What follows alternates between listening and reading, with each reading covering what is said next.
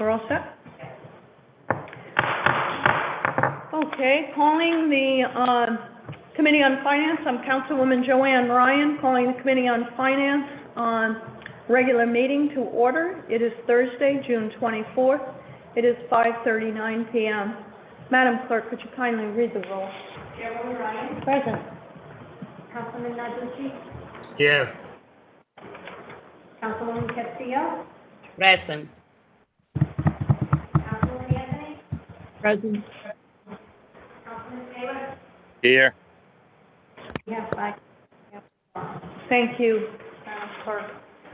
Let the record reflect we have Councilman Corrier, I see, is with us this evening. We have Council Pro Tem Espinal with us this evening. We have Kenny Chavarini, our legal eagle from the Solicitor's Office, is with us this evening. I think that's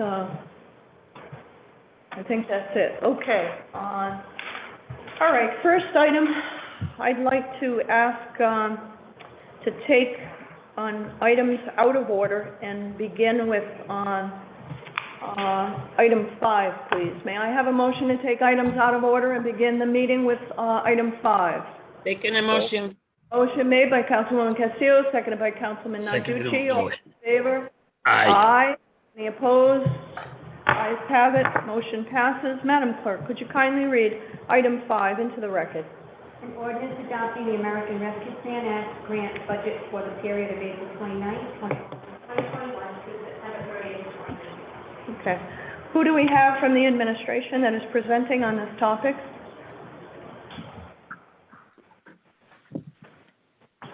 Tonight we have me, Sarah Thank you. Valera, Finance Director, our Chief of Policy, Diana Perdomo, and our Chief Financial Officer, Lauren Singh. Wonderful. Welcome all. Thank you, Madam Chair. Let's get you sworn in for a healthy discussion by our wonderful clerk. Please swear them in, and after that, if you could say your name and title for the record, please. Please raise your right hand. Do you swear under penalty of perjury that the testimony that you're about to give is the truth, the whole truth, and nothing but the truth, so help you God? I do. I do. Lawrence J. Mancini, Chief Financial Officer, City of Providence. Okay. Sarah Valera, Finance Director, City of Providence. Diana Perdomo, Chief of Policy, City of Providence. Wonderful. Thank you all. Okay, so do we have a substitution, I understand, for this matter? Madam Chair, we've been working with the council affiliates, your internal auditor and your Chief of Staff and Treasurer to come to some agreement. I think there is a substitute, sub-A, and if at this time, if the committee is going to permit that to be introduced, I would ask that you do so, and then we can have that discussion. Okay, so let's, has the documents been submitted to the clerk? It has. Has it been added to the Confluence portal? So it's available for public consumption? It is. Okay, wonderful. Okay, may I have a motion to enter the substitute for item 5? Let's call it 5A. May I have that motion? Taking a motion. Motion made by Councilwoman Castillo, seconded by Second motion. Councilman Naducci, and Anthony. Thank you. All in favor? Aye. Any opposed? Ayes have it. Motion carries. We have the substitution before us for discussion. Okay. Who from the administration would like to explain this document, where we're at? Who would that be? So, Madam Chair, if I may, Please. Ms. Diana Perdomo, who's the city's Chief of Policy and Principal Architect of this instrument and knows the information, working with the council team, will take the lead on that, and myself and Ms. Silveira will answer questions, including questions as a follow-up from this past Monday's meeting on the revenue side of the opera ordinance. So, happy to answer those questions. Okay, and I believe our treasurer has worked very closely with the administration and is able to answer questions on this as well. Yes. Before we begin, I just want to make it clear for the committee, council members, as well as the viewing public, on these items on this list that we're discussing this evening are considered immediate or urgent needs, urgent That is program projects. It doesn't preclude us from adding others down the road. And as a matter of fact, this committee is anxiously awaiting the work of the ARPA committee that will be meeting and doing a thorough analysis of available funding and programs, program expenditures, and making a recommendation. So with that in mind, I think we are going to have Diana Padermo give us an explanation on what is before the committee this evening. Sure. Thank you so much. And good afternoon, Madam Chair, councilors, and members of the Finance Committee. Thank you for including me and our colleagues in today's meeting. I'm here today to provide an overview, if desired, of the programs and initiatives that the administration is proposing in the first use of the City of Providence's American Rescue Plan funds. I'll start by asking, and I do hope that the members of the committee received the ARPA Ordinance Program background document. Oh, I'm sorry. Could I interrupt you because I think the clerk is going to put that up on the screen to make it easy for your presentation as well as the committee's consumption. Okay, Thank you. great. Thank you, Madam Chair. Thank you. My pleasure, Councilman. Okay, I'm sorry for the interruption. No worries at all. Thank you so much. So I did want to ask if the members of the committee had received the ARPA Ordinance Program background document that I circulated late last week and then again earlier this week. The document had shared was provided with revised summaries and additional information on Monday. But the summary is that's the narrative description. I've received mine. Is that posted? I am not aware, Madam Chair. Did you send it to the clerk? I believe we. Sorry, go ahead. We've received it a couple of times. Did you make that available to the clerk? The clerk doesn't have recollection of receiving it and posting it. Okay. Apologies for that. I can certainly send it to the clerk shortly thereafter this meeting if you would like. And I can send it now during the meeting? Can you take a minute or ask somebody on your team to send it? Yes, absolutely. Actually, Sarah, would you mind forwarding it since you, or give me 1 second. I can pull it. No rush. Okay.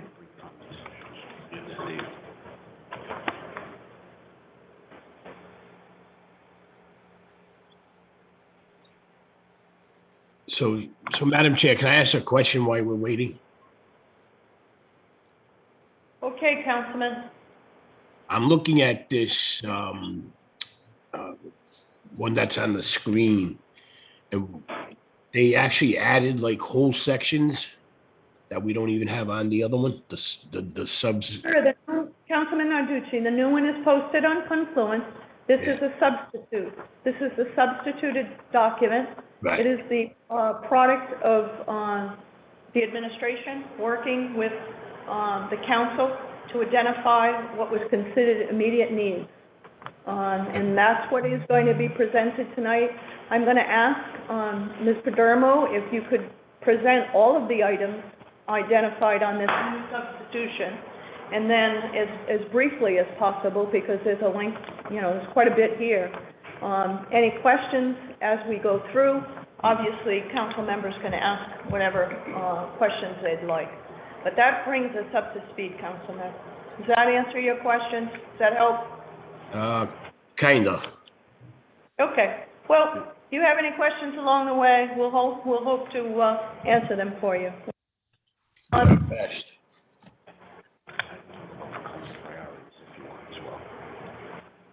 Do we do that? You wanna? Let's see what you have to say. Yeah. Okay, folks, please, continue. Are we trying to get that into Confluence? Sorry for the delay, folks. We'll be ready shortly.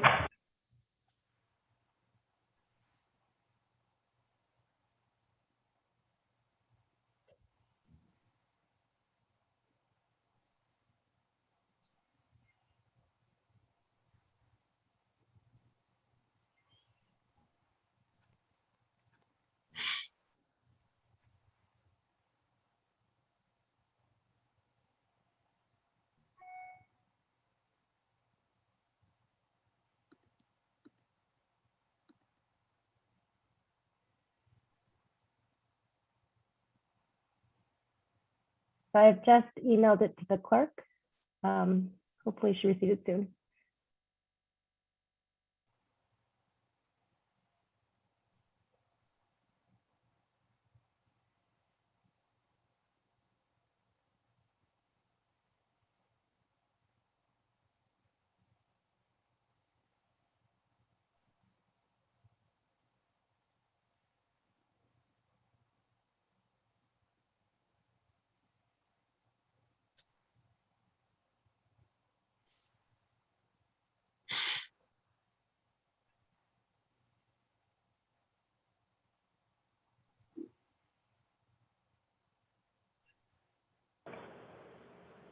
Okay, the document has been received by the clerk. She's going to be posting it on Confluence. It has been mailed to committee members. I know I've received it. So, Ms. Padermo, could you please walk us through this document? Committee members, council members, if you have questions along the way, please raise your hand. It's going to be a lot to consume here, but we hope to get through it in an orderly fashion. So please continue. Yes, thank you so much. So I'll start by saying that all of the programs and initiatives put forward here has been an effort by many folks throughout the administration and people who are part of the city. A number of our directors and initiative leads actually helped provide some of this information. The document that I have shared with just with the clerk right now that's being circulated has been informed by our various department leads and initiative directors. I will provide an overview and try to make it as quick and high level. I know there's a lot of information here. And as you have more specific questions, we do have those directors and initiative leads on the line here. So if we'd like to promote them in to have a more detailed discussion on each initiative, they are currently available this evening. To start, we are looking at increasing some resources for this summer's initiative. In particular, we are looking to increase summer camp for Providence residents and put forward and ask for about $600,000. We anticipate that creating a safe haven for young adults under 21 at a majority, if not all, of our rec centers in the very near future is incredibly important. This is in part to work towards some of the challenges our community has been facing with regard to anti-violence, but also just ensuring that we have more community space available for young people to come together. Initially, we are looking to expand hours at recreation centers and see how that goes. So this resource would help us to do that.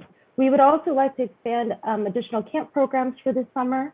And I know that there had been interest in particular from the council in looking to also include a night basketball program and put more resources to that, which we would love to see happen as well. The second portion of the summer programming investment that we are putting forward is a $1 million additional ask on our youth summer jobs program. As the council may know, as you do know, the program happens annually, and this past year, we already selected 8 program providers to provide our One Providence for Youth Summer Employment Program. We're looking to expand the program to increase wages for our youth to an equitable wage of $15 an hour.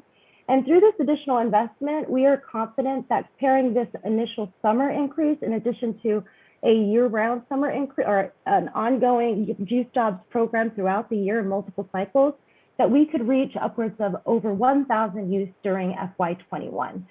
We think this is incredibly important, also along with the frame of where we're coming off the pandemic and needing to put more resources into the community, well-paying jobs, and also giving our youth more opportunity to learn, grow as individuals, and really take advantage of getting a more financially secure future started at this point.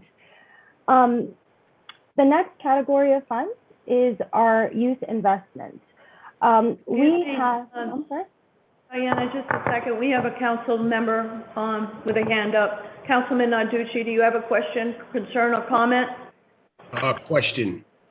On the early learning infrastructure, I noticed the amended version, but it went from, it looks like 10 million to 1 million. Again, Yes, sir. I think that appears to be correct. Okay, so it's gonna be explained towards where the other 9 million went as you go on, is that correct? Well, I think that this has been in discussions with members of the council to determine the right immediate need for investment. And as we are looking to make immediate infrastructural investments in early learning, the idea would be to start with this $1 million investment into the program, which we have been developing in providing infrastructure grants and technical assistance to child care providers, centers and family-based centers in Providence. So the idea would be that the additional $9 million or the concept of continuing to resource this would be put up to the committee that is being formed, the COVID-19 Recovery and Resiliency Task Force that we are putting together with, and actually are just finalizing those members and setting up those appointments to be able to review additional program interest and determine whether the additional need for resource in that direction is something that the city should propose. So is this $9 million before it's spent going to come back to us? Yes, it would. Can I might be able to help here, Councilman Narducci. Yeah, please. Chief Mancini, would you like to explain on the urgency of these projects that are before us, that it's not taking money away, it's just prioritizing, but perhaps you can explain that? Yes, I would, Madam Chair. Thank you so much, and you are exactly correct. And so on behalf of the administration and my colleague, Ms. Perdomo, what we're presenting this evening, and with due respect to members of this committee and the council, Council Narducci, while there is a reduction in that particular instance that you explained, the 9 million, it is not that we lost the 9 million or that the 9 million has yet to be determined that it will be spent elsewhere. As the chair most aptly pointed out just a minute ago, this substitution was meant to capture those immediate needs in total as we move forward over the very first opening days, if you will, or time frame of spending this money, with the clear understanding and an agreed upon understanding between the administration and the council that more work is still being developed. There are committees and there are public stakeholders who are weighing in on this, and those matters will be weighed and once again will come before this committee and this council to be determined. But on an immediate basis, it was determined that right now that's the right size right now. If it's determined that later a enlargement of that in any particular category is agreed upon, certainly we're going to come back before the council with that representation at that time. All right, and then, Madam Chair, if I may just quick then, while we're on the youth investments, can Ms. Perdomo explain to me what the youth and family broadband access is? Because it was Providence Promise and Providence Talks, which I see is not there now. It's youth and family broadband access. Yes, and I would welcome other members of the committee to speak as well on this. It is my understanding that over the course of the last couple of weeks, we've been having a number of conversations with members of the council. And as we were prioritizing investments, we were thinking, again, what is an immediate need versus long-term need? I do think that, providing investments in programs such as Providence Talks and Providence will be great for our community. We also were discussing that, youth and family broadband access, how do we expand access at our recreation centers? How do we expand access at our parks? How do we provide more technology for folks so that they are having more of this availability, that we should explore doing that as well. So that was proposed in partnership with the council, that we should propose the youth and family broadband access investment at this time as an immediate need. Thank you, and thank you, Madam Chair. Thank you, Councilman Narducci. I think I'm going to ask Treasurer Lombardi to weigh in on this question or this topic. Sure. This is a collaboration of the council and the administration. This is led, as you know, the night basketball, the youth and family broadband access, which will be 30 of the largest parks. We will then do the community centers or vice versa. And then we'll keep going as to where broadband access to our residents is needed. This is something, as I mentioned, is requested by the council or council members as part of our meeting with individual council people. And if I may, Madam Chair, let me just jump to the street sweeping and sewer repair of $3 million. Again, that is something that the council, when we met with them, thought was important, and street sweeping was a priority. And let me just jump to the relief for small businesses in Providence. Madam Chair raised this concern about giving small businesses relief, and we were able to work with the administration to find a way of creating a $7 million benefit to small business. Thank you. Okay, Councilwoman Anthony, thank you very much. Sure. Treasurer Lombardi. Councilwoman Anthony, you have your hand raised.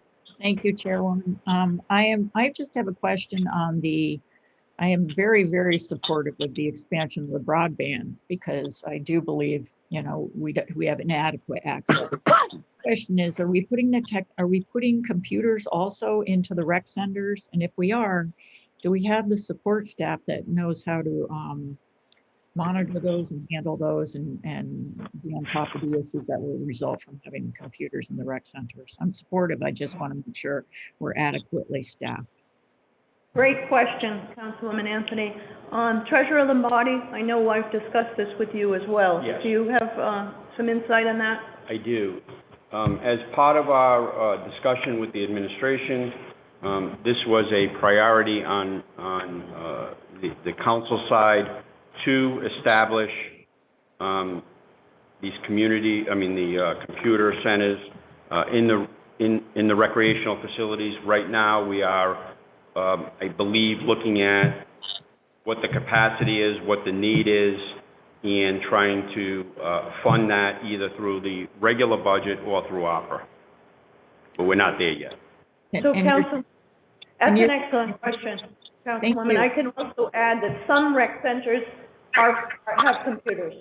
Some have old computers, some have new computers. So the task at hand is to make an assessment of what is there and obviously bring them up to speed. But also having the infrastructure is critical. And also having tech-savvy staff. Heard loud and clear. And then may I ask one more question to Diana? On the supporting material, the narrative that you provided with on the early learning infrastructure, is that document C is that explaining all the current projects that are going on to update the early learning childhood centers? Yeah, so I did provide a summary at the end, or there's a summary of 9 pages around all of these initiatives. And at the end, there are supporting documents, and one of which is a spreadsheet that details the various investments that we have already made together. So these are through investments through LISC that the council awarded previously $750,000 in its first year grant to make these facilities investments. And so this is a detailed update on how those investments are going, where they are in the structure, and how much they cost. Yeah, so please review that document because that provides really great information, and that was provided us directly to the project from the project management team.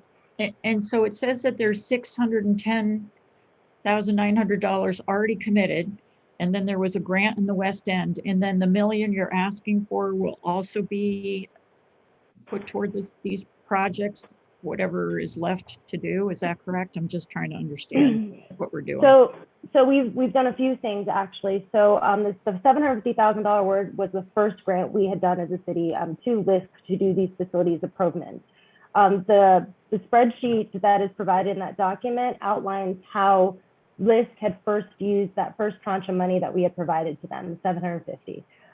We have also extended an additional $350,000 to them in this past fiscal year to continue those improvements and make the gaps or to close the gaps available with regard to the other programs that did apply for funding and perhaps were not eligible at the time, or were not, we could not fund all the important work that was out there to do.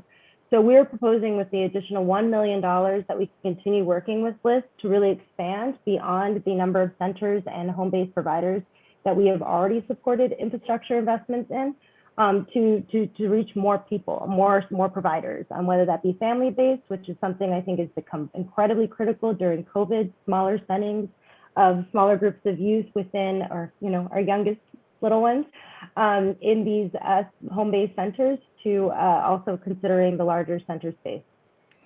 May I just ask a follow-up? So I really appreciate the detail and the identification of the learning centers that are being improved, because I think that's great.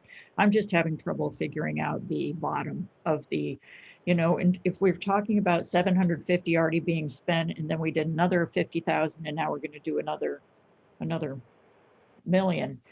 I don't understand where we are in terms of what the total, I just can't quite figure out what the numbers mean at the bottom, total committed. I mean, I don't know, how much are the repairs that we've identified? How much do those total? And how much has been done and how much remains to be done, I guess, is what I'm asking.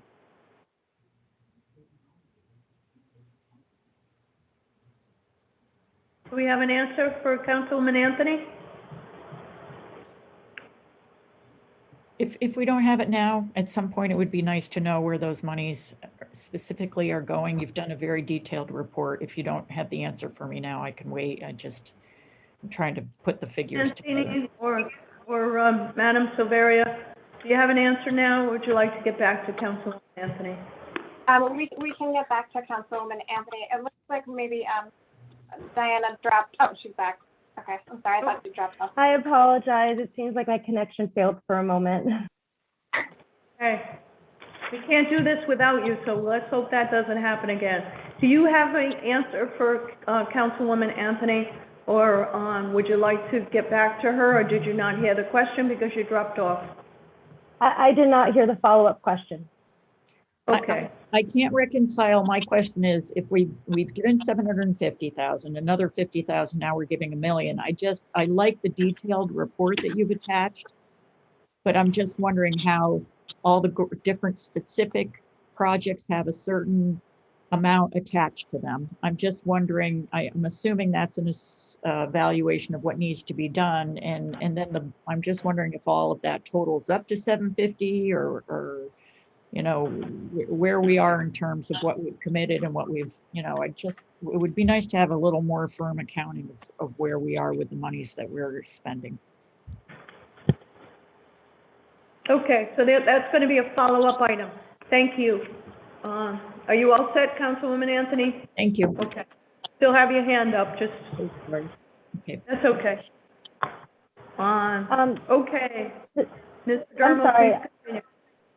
Yeah, so the question you're asking, Councilwoman, so we can send the details list later. Essentially, this is we weren't able to fund all the programs that we had intended to fund, all the facilities that we intended to fund with the initial investments, and so these additional investments will be able to fund more programs. So we could happily follow up with you with more detail on those investments and possible future investments. Thank you.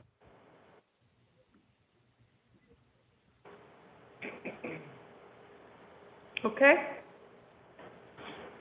Please continue. Okay, so I'll move on to our anti-violence investments. So this is in response to some of the recent activity we've been seeing in Providence and really wanting to provide more support to our youth across the city. We have been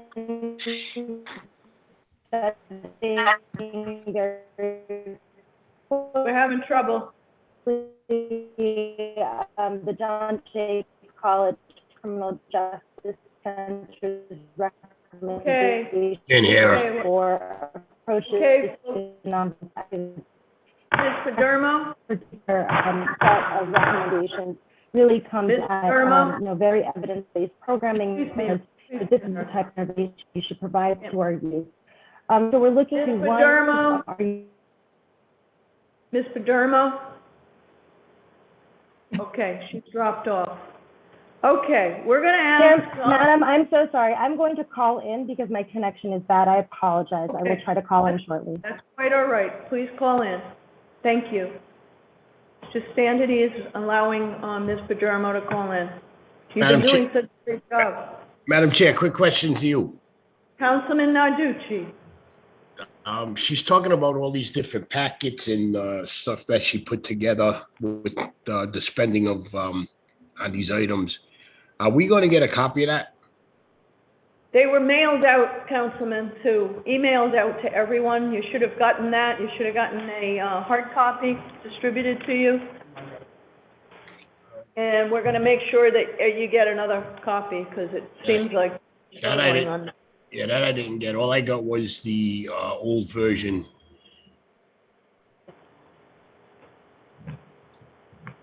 Do you have a copy, a new copy? I do not have a new copy, but I have what Diana Perdomo provided to the clerks on Monday, which I believe was hand-delivered. Okay, so the Diana Padermo provided a copy of what she's talking to the clerks on Monday. That's what was distributed. I think that's when we all received it. Diana, I don't know if you want to, are you with us? Are you back? Yes, I'm here. I'm also Yeah. trying to call in. Okay. Yeah, I don't see it. Just make sure you know, Sarah. It came from Sarah Silveria. Silveria. Not to me. Then Okay, our auditor is sending it to you right now. just tell them to hold on and give me a hard copy. I can't read that on this. Okay, all right, we will do that. Thank you. Okay, thank you. Ms. Padermo, how are you doing out there? She's muted now. It seems my connection hasn't failed, so let's proceed. And if this has a problem, I will definitely call in next time. I'm sorry. Okay, So I'll continue with where we're trying to invest. So we're looking at invest a year-round, a larger mentoring program immediately in the city. This would be an initial investment of $1.1 million. We already have some really great evidence-based programming in the city that would be able to also complement some training and curriculum that's offered by organizations such as Mentor RI that are nationally recognized in doing these prevalence of mentoring programs. We also are looking to support nonviolence training. This would offer on a monthly basis training in our community on how to de-escalate and work towards nonviolence interventions and approaches as people are having conflicts in community, and how to help spread that concept. We're also looking to expand youth jobs. So this would be relative similar to our summer jobs program, the One Providence for Youth program. But we are looking to do that on an ongoing basis to continue past summer for the similar reasons I had mentioned earlier. So I'll take a pause so that there can be any questions on the anti-violence investments that we are proposing. any questions, committee members? Councilwoman Anthony, I see your hand, your Yes, real hand.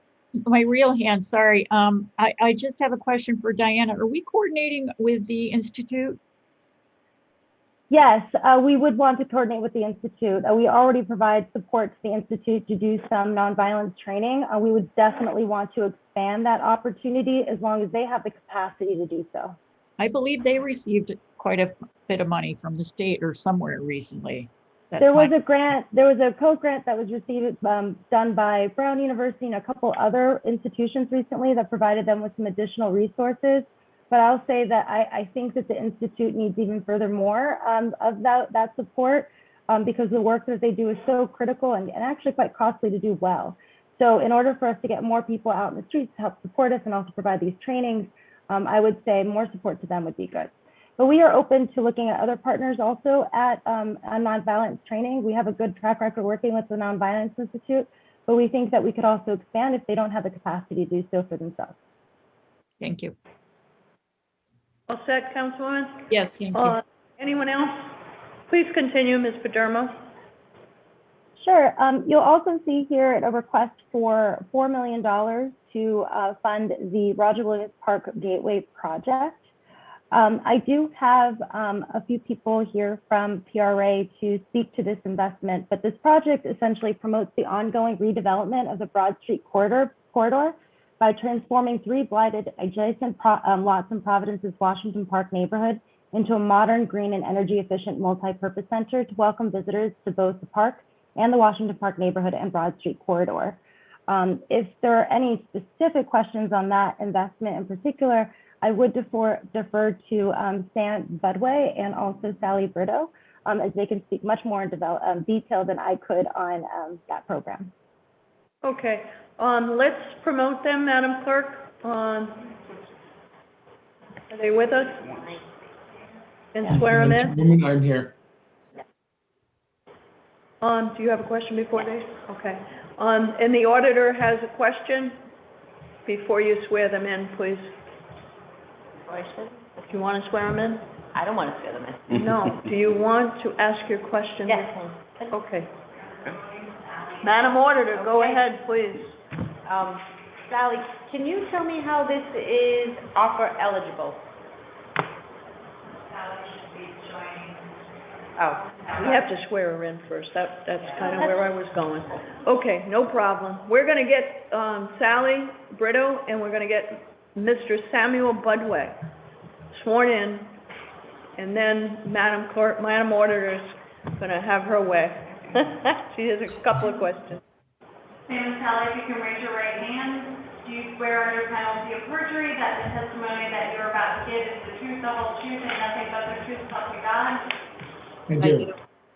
Please state your names and titles for the record. Samuel Budway, Deputy Director and General Counsel for the Providence Redevelopment Agency. Sally Brito, Director of Fiscal Operations for the Providence Redevelopment Agency. Thank you. Welcome. Madam Auditor, you have a question? Yes. Or two. Can you tell me, Sally, how this is ARPA eligible? Which guidelines, how does it fall in within the ARPA eligibility? Yes, it would fall under stormwater infrastructure, green infrastructure, climate resilience, as well as investments in public parks and a QCT, which is a qualified census tract. I'm sorry.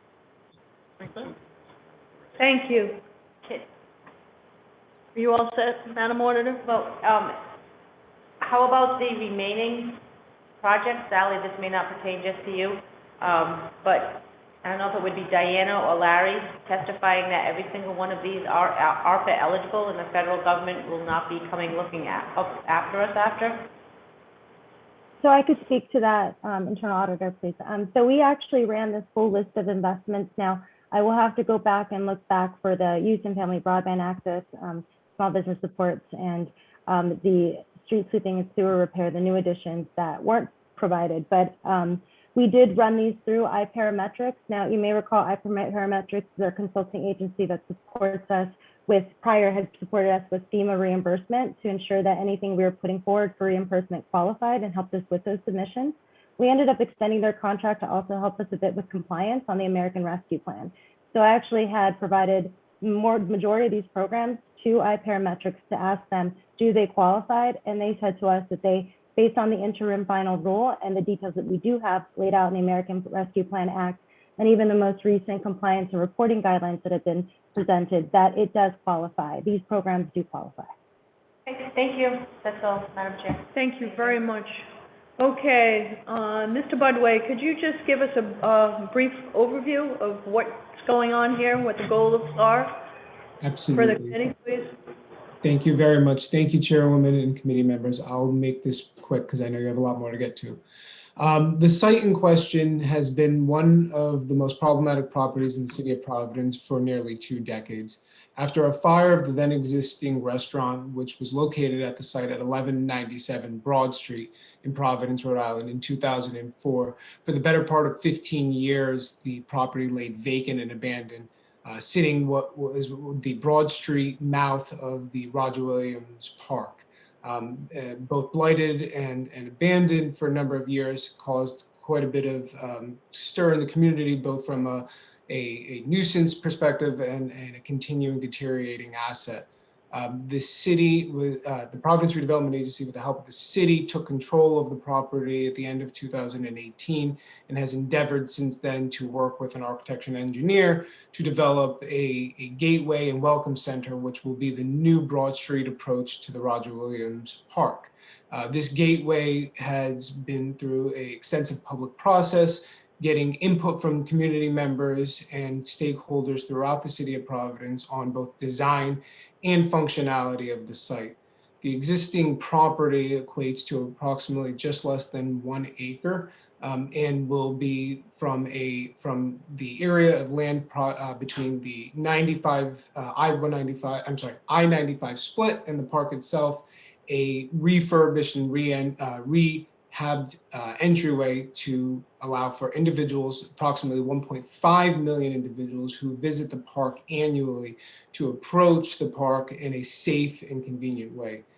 In addition to having a staff member from the Parks Department, as well as the Conservancy and the zoo, there will be any number of questions that the community may have regarding programming that goes on in the park and the zoo. Those questions may be answered by that staff, as well as access to tickets and to other informational materials for the park. This represents a significant investment both in parks as well as clean stormwater and climate resiliency in a way that is both immediate and also high impact. Instead of having a vacant abandoned property, we will have a full-fledged gateway, which will provide the community a much needed asset. The reason why we are asking for the request in the way we are and asking for its immediacy is because we see construction prices just skyrocketing every few weeks. The bidders who answered the public call for bids on this project were only able to secure steel and lumber prices for a period of 8 weeks. That is why we're asking for this type of investment now. Our partners at Rhode Island Housing have been standing with us arm in arm through their acquisition and revitalization program to provide us with blight remediation dollars as well to match this investment. And we believe that at the end, we'll have a very high class asset to the park system and a much needed rehabilitation of a vacant and abandoned property. You talked about matching funds. Correct. What is the amount of the matching funds, or how much are these funds leveraging? Absolutely. So the initial investment and I guess the first funders in was the Rhode Island Housing Acquisition and Revitalization Program funding dollars. Those dollars are capped at $1 million, and in 2019 we were given a conditional award of the $1 million. So Rhode Island Housing is putting in $1 million into the project. In addition to that, we are putting, the Providence Redevelopment Agency has leveraged an additional $1.6 million in funding, and that is through Providence Redevelopment Agency dollars directly, as well as other leveraged assessment dollars and in-kind contributions from partners such as the Parks Department, the Conservancy, and ongoing operations over the next, what we've projected, a program period of 20 years. We are obligated under all of our funding sources to provide a useful life scenario, and the useful life period for this project is 20 years in its current condition. Obviously, we are trying to do and create all rehab and revitalization projects with life beyond 20 years, and that is why you'll see in this project there's been a considerable amount of time and effort through our architects and engineers to concentrate on long-term sustainability and long-term resiliency in such as including solar, geothermal applications, building materials that will live up to both climate change as well as continued use, day-to-day use by the general public. Thank you. Committee members, any questions? Council members? Madam Auditor? No, ma'am. Treasurer? No, thank you. CFO? Chief of Staff? Sorry.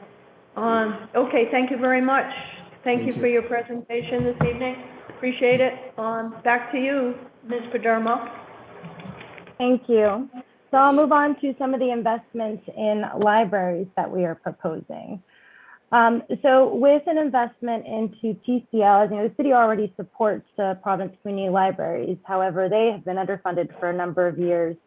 In particular, this additional investment that we can make really expand the hours that the libraries are open. They'll be able to hire 2 additional adult service librarians, hire 4 new clerks, program assistants, including 1 bilingual outreach specialist, and all new funding will go to new staffing. The staff will enable Mount Pleasant, Rochambeau, and Knight Memorial Libraries to open from 9 a.m. to 9 p.m. on Monday through Thursday, and 1 to 5:30 on Friday, and 9 to 5:20 on Saturday. This is a considerable expansion of their hours, as these libraries typically do not. For instance, some of the neighborhood libraries open from 10 to 1 and 2 to 5:30 and only a few days a week based on staffing availability. So this investment will really be able to help support that. And as you know, during the pandemic in particular, these community libraries became such a source for partnership for the city and with, and community members to help support the needs of our community. So we're very supportive of continuing to provide resources to them so they can expand their hours. Providence Public Library, we are also proposing an increased investment in PPL. The art funds would be used to hire 2 new part-time information services staff, hire a new STEAM specialist, workshop coordinator, and support general operational facilities expenses. During 2020, PPL served almost 200,000 individuals, mostly virtually, helped 100 adults become employed, empowered 130 teens with work exposure and academic credit, and received nearly 1,000 submissions to the Rhode Island COVID-19 archive. So both of these institutions have been working incredibly hard during the pandemic, and expanding their offer hours and giving them additional resources will really help our community in terms of more access to support that they need. Any questions? No, please continue. Great. I'll move on to our grants to nonprofits. Now, the homelessness intervention section, we are listing $500,000. I'll start by recognizing that that is not enough to address the statewide homelessness issue that we are facing. The documents that I provided to the council proposed a $500,000 investment, but really there is a PowerPoint presentation, a slide deck at the end as a document that shares a bit of a landscape as to what the situation really is like in Providence right now. I think the city, the administration, and the council are still determining what the appropriate path for investment that this, what this would be, whether we want to support some sort of pallet shelter or put funding into rapid rehousing, which I understand is pretty heavily funded already, or provide permanent supportive housing. We're open to options and wanted to reserve these dollars because there is an immediate acute need to address our homelessness issue. Additionally, I will say that we are trying our best to coordinate with the state. And additionally, there are CDBG funds that are earmarked specifically for these purposes. So we also wanted to be mindful to not put too much resource into this line item at this moment, as we're trying to coordinate the other resources that are available. The next line item, I'm sorry, I'll pause.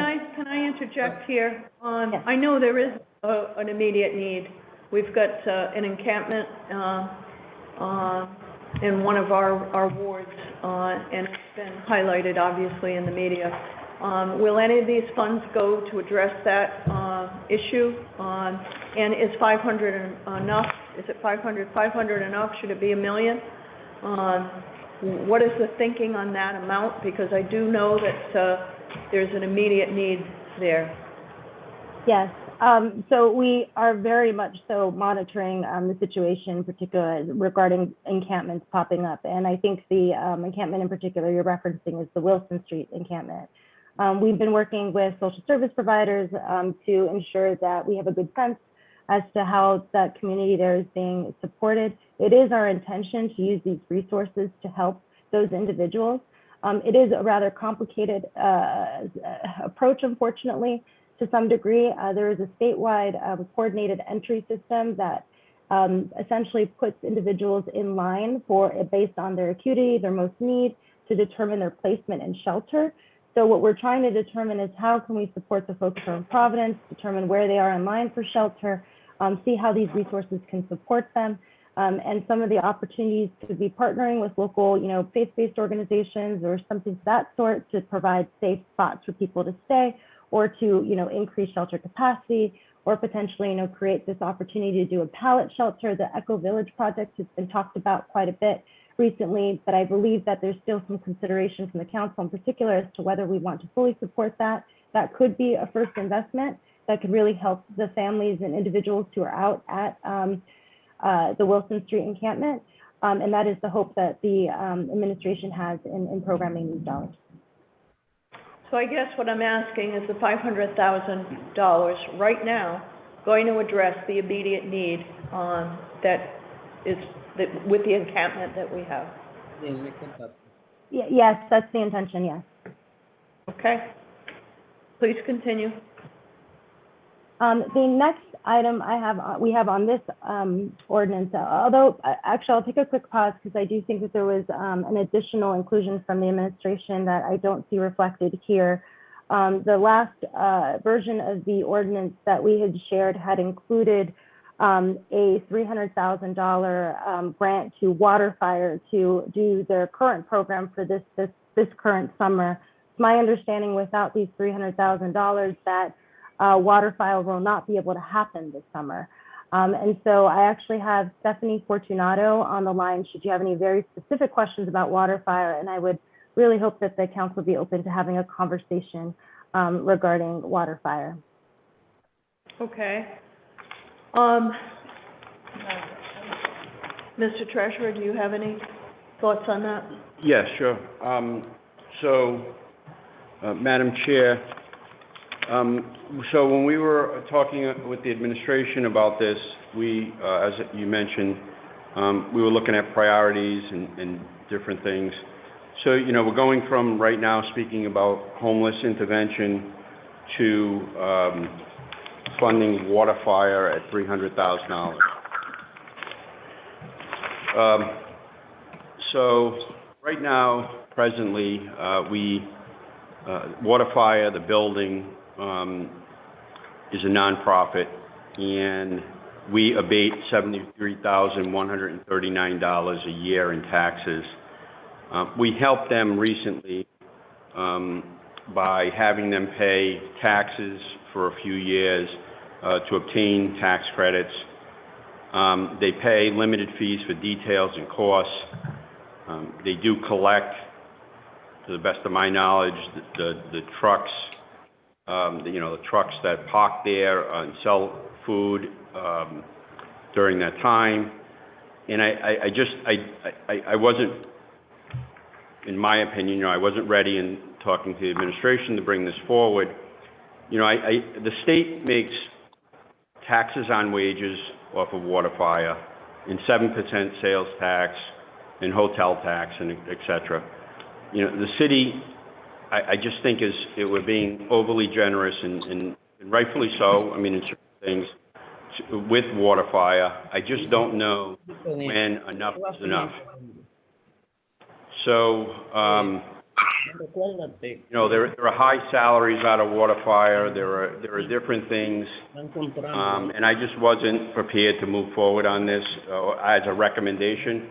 Clearly, it's up to the committee, but it's, I would argue that the state should be stepping up on this issue, who benefit from the taxes and the sales tax and different things. So I did ask a series of questions to them. I have their tax return.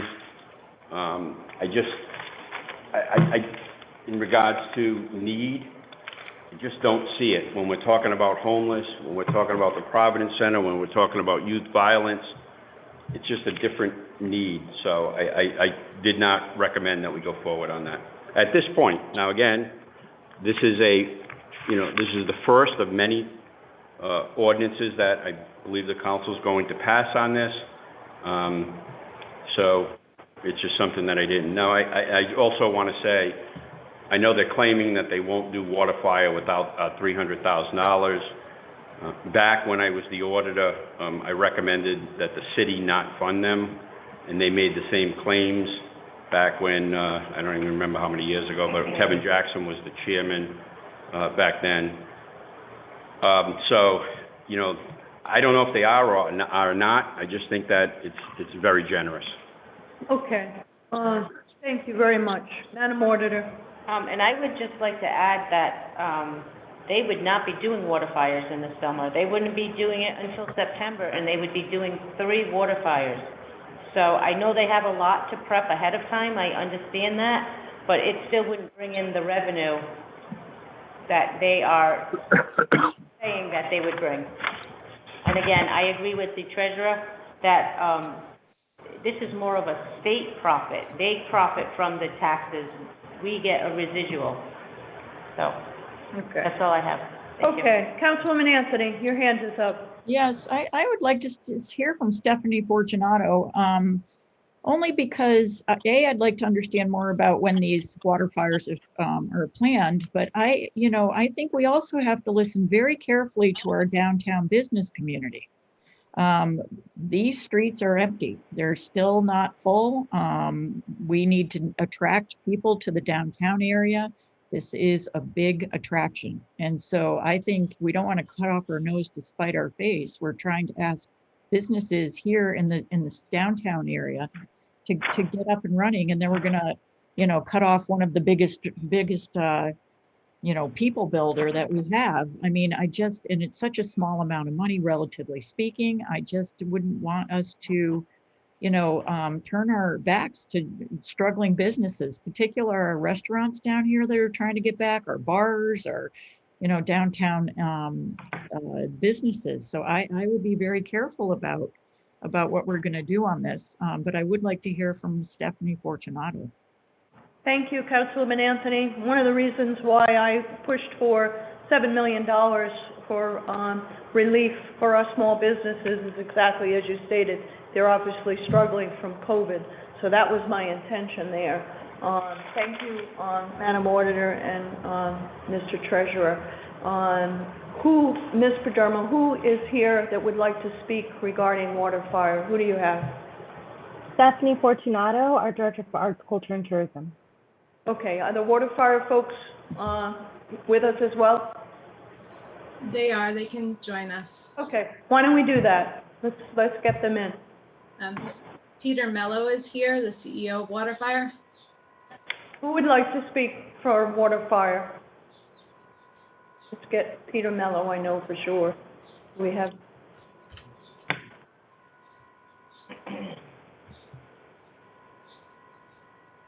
Barnaby will be joining. Okay, so we are going to have Stephanie. We're going to have Peter Mello. I like the background you have, Mr. Mello.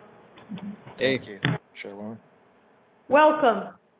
Do we have everybody that we need for water fire? Okay, wonderful. Stephanie, would you like to lead us off and make the case for funding for water fire in this first draft immediate needs for ARPA funding? Yes, thank you, Madam Chairwoman. Do I need to be sworn in? Oh, yeah, sorry. Thank you so much. You're All right. part of the team already. Madam Clerk, kindly swear everybody Team in. player. Can everyone Absolutely. please raise their right hand?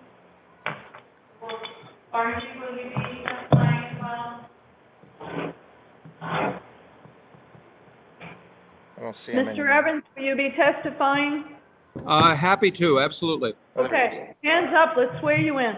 Do you swear under penalty of perjury that the testimony that you are about to give is the truth, the whole truth, and nothing but the truth, so help you God? I do. I do.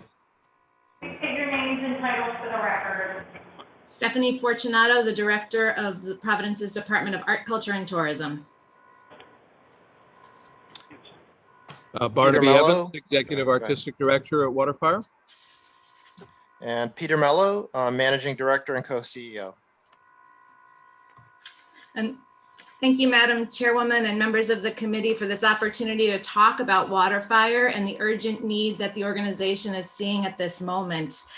This funding does propose to make an investment of $300,000 in WaterFire to support the return of the art installation to the river and the recovery of the tourism industry, which has been so devastated by the pandemic, an industry that is specifically called out in the American Rescue Plan Act. The WaterFire funding would allow for an abbreviated season that would start during the second half of the year. And that is because there is 2 months of work that is needed, pre-production work that is needed to be able to bring this installation back to our public spaces downtown. WaterFire is an internationally recognized art installation that has had a tremendous impact on our tourism economy. On an average evening that WaterFire takes place, hotels see about 90%, more than 90% occupancy. And so we've heard from many hoteliers over the past year and a half who are very eager to see WaterFire return to the rivers. Once they announce the schedule, that's when the reservations begin. So the relief for this industry can begin as soon as WaterFire is able to start to plan for these fires.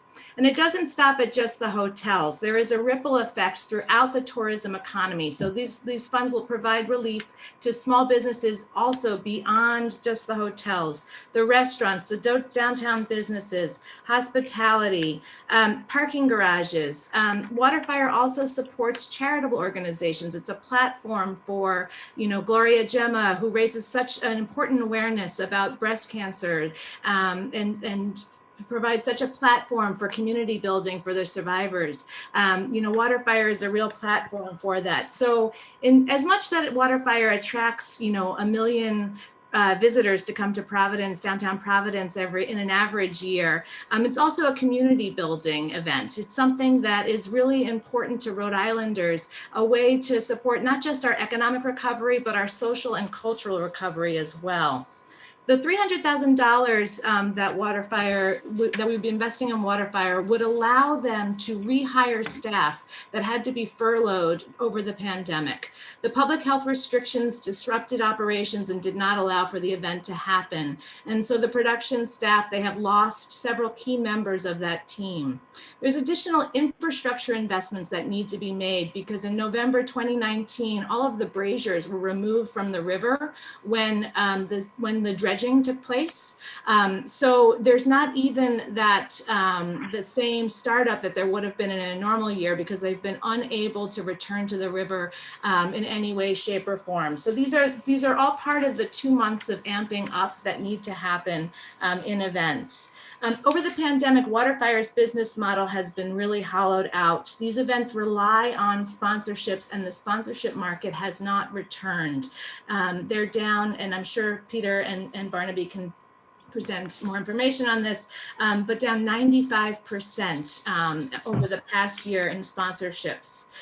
So these public funds are really critical to securing not only the support for the businesses that WaterFire impacts when these events happen, but also to catalyze additional investments for Providence. In addition to the city, WaterFire is in conversations with Commerce about securing the other funds that are needed. So the city would not be supporting the total request that is needed to bring WaterFire back downtown. So this, I know the city and WaterFire have been partners for 25 years. This is a kind of a strange year to celebrate the 25th anniversary of WaterFire. It's been a little different than had it been imagined back in 2020. But bringing WaterFire back is something that we know that there are many members of our community and the businesses are desperate for WaterFire to come back. So I hope that you will consider this investment. Thank you very much. Mr. Treasurer, you have a question? Sure. So as I mentioned, WaterFire does do good things in the city. So you mentioned a whole bunch of things that they do for us. Does that cease if we don't give them the $300,000? So they won't be able to work with the community. They won't be able to be, like you mentioned a whole bunch of things. We understand that they do a lot, but what's the $300,000 specifically for? Specifically to support the staff that is required to put on the downtown event who have been furloughed. Okay, so you're testifying that it is for salaries of people who are actually going to work the events, and not for executive salaries, not for other contracts and different things. I just want to make sure that that's what you said. I don't want to put words in your mouth. Yes, Waterfire has provided a proposed 2021 season budget, and the personnel investment is $333,500. So the $300,000 would support these rehires. Specific to rehires? Yes. Specific to rehires? Not just rehires. I'm sorry, Peter. You can Yeah, all right. specifics of the positions. Well, can I finish my questioning before? Please. Thank you. So, what are the staff members that we're talking about, do you know what their hourly rate is that you're going to rehire? Yes, they've provided a breakdown of the positions and the hours. So the proposal is to hire and train 5 production members for the installation of infrastructure and de-installation, along with 3 coordinators and 2 assistants. The production crew is 5 hires, and they've provided an hourly breakdown, 40 hours a week, 5 staff, 200 hours, totaling $195,000. An operations coordinator, And what's the hourly rate? I'm sorry. the hourly rate, $25 an hour.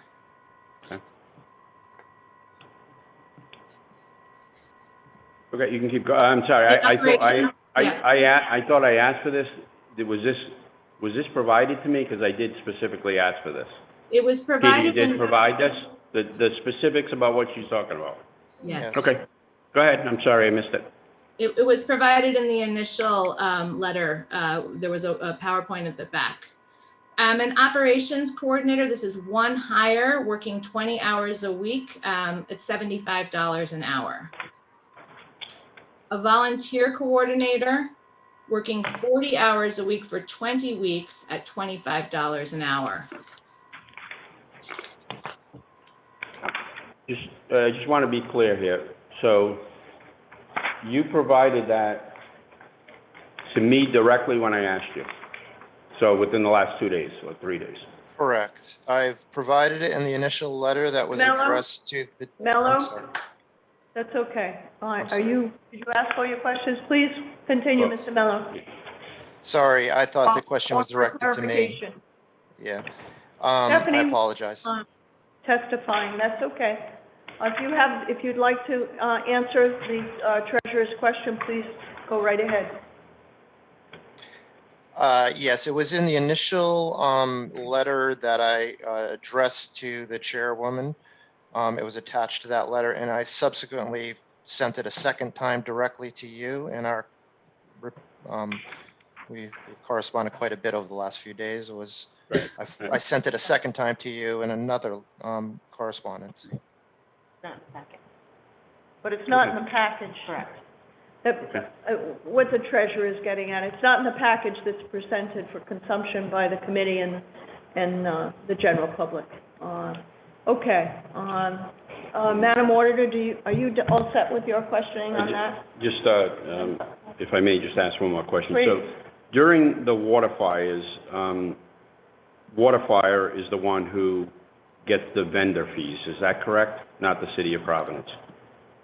Mr. Mello, if I can direct that towards you, maybe. That is correct. We have an event permit, and we control the footprint of the event and get the vendor's fees, which are probably $80,000 a year. And so, and we also waive details, well, at least over a certain amount, details and police and fire, different fees like that. Is that correct? We pay a certain fixed amount, and then the city assumes the balance of the cost of public safety, police details particularly. Okay. Okay, yes. Madam Auditor, do you have a question? Yes, I know it's very important to bring the light back down to downtown, but I was actually just out at a restaurant, and they are begging for employees. They cannot get employees. So, do you anticipate, with no problem, you're going to hire this amount of, you have, in here it states that you employ 1,294 employees a year? I think the impact is. Is it in totality, or? That is the. Is that addressed to me? Yes. Whoever would like so- to answer water fire can answer that question for the Yes. auditor. So according to 2012 economic impact report done by the federal government, the U.S. Army Corps of Engineers, water fire brings about 1 million people a year. It's $114 million of economic impact into the community. Generates about $9.5 million of tax revenue, and it supports 1,294 jobs. So we do not employ 1,294 people, but we have an impact on 1,294 jobs, mostly in the hospitality industry. And I think it bears itself out. You know, the most pressure we're getting from the community is from the hotel industry, who is suffering greatly through the pandemic and continues to suffer pretty significantly, even pre-post pandemic, I guess we could say. And so I think it bears itself out that that economic impact report was an independent study that was done as a result of a dredging study by the U.S. Army Corps of Engineers. We employ about 25 people full-time, and then another 25 on event days. You're muted, Ms. Chairwoman. How'd that happen? Can you hear me now? Yes. Thank you, Councilman Anthony. Thank you, Mr. Mello. Thank you, Stephanie. Thank you, Mr. Evans. I think we're going to move on. You've answered our questions. I'd like Ms. Padermo to continue. May I just ask one final question of Mr. Yes, Evans? please. Yes, Please. I was just wondering, so I don't think we really got the answer. So if you don't have the $300,000, are you going to be able to put on your shortened season of water fire? I think, if I may address that, I think the answer is even deeper than that. We've been trying to figure out a way to survive the pandemic.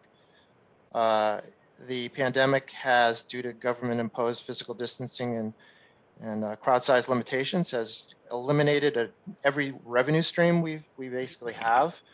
And just to put it in context, in 2019, we did a little less than $1 million of sponsorship. And in 2020, we were budgeted to do 1.2 million.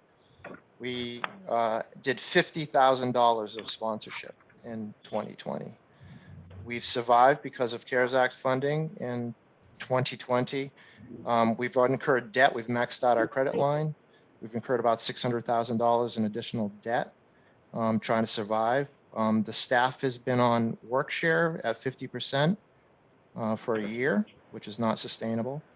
And so we've been trying to figure out ways to extend our runway to survive the pandemic. So not only is it like this critical to putting on water fire this year, it's critical to our long-term sustainability as an organization. We have the sponsorship market is still dormant. It's not returning anytime soon. And again, as I said, we survive, and I talked to you today because of roughly $700,000 of CARES Act funding last year that allowed us to stay alive and continue to create art for the community. We never shut down. We did over 200 live, mostly in-person events through the pandemic with 0 transmissions of COVID between staff, performers, audience members, general public. We're proud of that. We were featured in the New York Times as being one of 4 arts organizations back in August in America of not shutting down. But without this funding, the runway's kind of rapidly approaching to our survival. Thank you. I would just ask that we put this back on the budget. I don't know. I would like to have this put back. We need to move on right now. It's not before us because it's not in the substitution. I wanted to hear from them. Again, this is an immediate need document. Ms. Padermo, please continue. May I just ask a Thank you very clarifying much. question? Thank you very much. To the water fire folks, thank you, Stephanie, for making a presentation that was enlightening, and we heard you. But what we have before us is what I'd like to get through. Before we move this document, Councilwoman Anthony, we can make a decision whether we want to continue it for further discussion, and maybe we can amend it at that time. But I'd like to get through the document This is now. just a procedural matter. I mean, I'm not asking, I'm not arguing it. I just thought I heard Ms. Perdomo say that this was mistakenly left off our There's no mistake. There's no mistake, Councilwoman. Let's continue, Ms. Padermo. Thank you, folks. Thank you all for your consideration. Thank you very much. Thank you. Next item. Next item, please. Madam Chair, can they put the amended version? Councilman Nanducci, I'm sorry. Can we put the amended version back up? Oh, there it goes. Yep, there it is.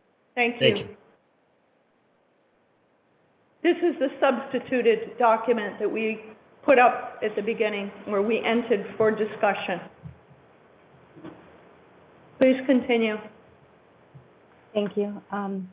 So the last investment that we can speak to, I will let, I know the treasurer already spoke to the street sweeping and sewer repair program. I'll talk about the Providence Center investment for, we are recommending that we provide a grant of $187,339. This comes at the request of Colonel Clements. Essentially, the Providence Center provides 2 full-time clinicians embedded with the police department. This partnership averages about 60% diversion rate away from unnecessary hospitalization for people who receive full crisis evaluations in the community by the clinician. I know at this time, and the council has been very supportive and interested in this work. We are going through a planning process where we are trying to develop a broader mental health and behavioral health support diversion program. At this time, though, I do not think that it would be appropriate or right for us to leave the MHI co-response model behind until we have completed the planning process and are ready for implementation for a different type or whatever is recommended through that process of what a broader program looks like.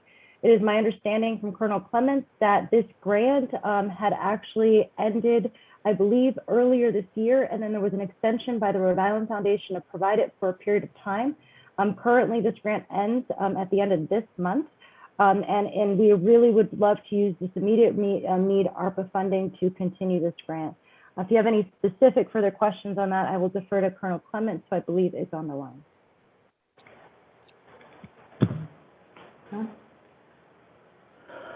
Colonel Clements, are you with us? I don't believe he's with us. I think we heard that he needed to jump off. Would you like to continue with any further explanation? I know I'm familiar with it, but I'm not sure if my committee would like to hear any more details. He's not with us, Ms. Padermo. Please continue if you'd like to offer any further clarification. I'm good, Madam Chair. Thank you. I am too. We've too. talked about this before. Okay, please continue, Ms. Padermo. That essentially wraps up my presentation and my colleague's presentation on the programs that we are putting forward. I think that the other inclusions, as the treasurer had mentioned, the supports for small business relief and the street sweeping sewer repair program, I think the council is in the know about that and looking forward to moving that forward. But at this time, if there's any questions on anything else I had discussed today, I'm happy to take that as well. Okay. Mr. Mancini, Ms. Silverio, do you have any other thoughts on this? Any further comments, questions? Okay, so we can continue this. First of all, I'd like to say that I don't think there's anyone with us this evening that doesn't appreciate water fire and the value that it provides. It's an absolutely wonderful program on if, what we need to do, it's not on this substitution that we have. I think that there's more questions to be asked, and I think at this point, it would be prudent, based on what I'm hearing from the committee, to continue this and to have a continued discussion about water fire or any other additions. It'll give us, this is an important decision that we're making. And as I said, this was presented as a unified effort to address immediate needs. The homelessness issue, obviously, it was a blaring issue that needed to be addressed, and that was focused on in here. So I think I've got hands up, so let's hear. Councilwoman Anthony, you were first. What is your thoughts? I just want to say that I'm very thankful for the collaborative effort. I feel very strongly, of course, that I think that, you know, a signature event that has been made us proud as a city needs to have continued funding. So I would, argue very strongly to have that. It's 300,000 put back in.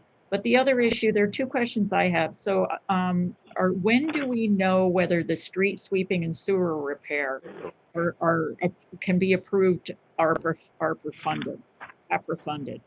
I mean, because I heard that was one question we still had. So I agree we should continue it, but I'd like to hear about that. So street sweeping, sewer repair, Ms. Padermo, can you opine on whether that meets the guidelines Treasury has given us for appropriate ARPA funding? Can you answer that question? Yes, I think to make sure that this is 100% agreeable, I would like to put in front of our iParametrics consultants to make sure that that's fine, as they are guiding us along the way. But I will note that investments in water, sewer, and broadband infrastructure, making necessary investments to improve access to clean drinking water, support vital wastewater, stormwater infrastructure, and expand access to broadband internet are all qualifiable uses of the American Rescue Plan. So it is my opinion that it would qualify, but I think we should put it in front of the experts to confirm. And then the second question I just had was, I'm thrilled with the relief for small businesses in that amount. I'm just wondering if how we're administering that. Okay, Councilwoman. Mr. Treasurer, I know that you've worked on that program. Can you talk a little bit about it? Sure. Are we talking about the? We're talking about we moved off of street sweeping and sewer repair, and now we're on a relief for small businesses in Providence, which I have heard from just about every council person, which is why I asked the administration and our treasurer to work to try to craft a program that would deliver direct relief to our small businesses that have been so greatly impacted. We just heard from water fire. There's countless other businesses, for-profit and non-profit, that have been negatively impacted, and that's why this emerged. So, Mr. Treasurer, could you please provide some further information on that? Absolutely.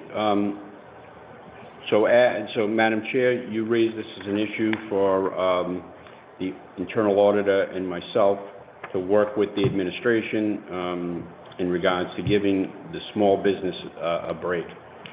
As you know, we cannot give tax breaks under the ARPA funds, so that's a prohibitive transaction. We cannot tie any relief in regards to taxes, but what we can do is that we can identify small businesses who are in good standing with the city of Providence, which, what I would say, paid their taxes, don't have any liens against them, are current with everything. A dollar amount, which is a check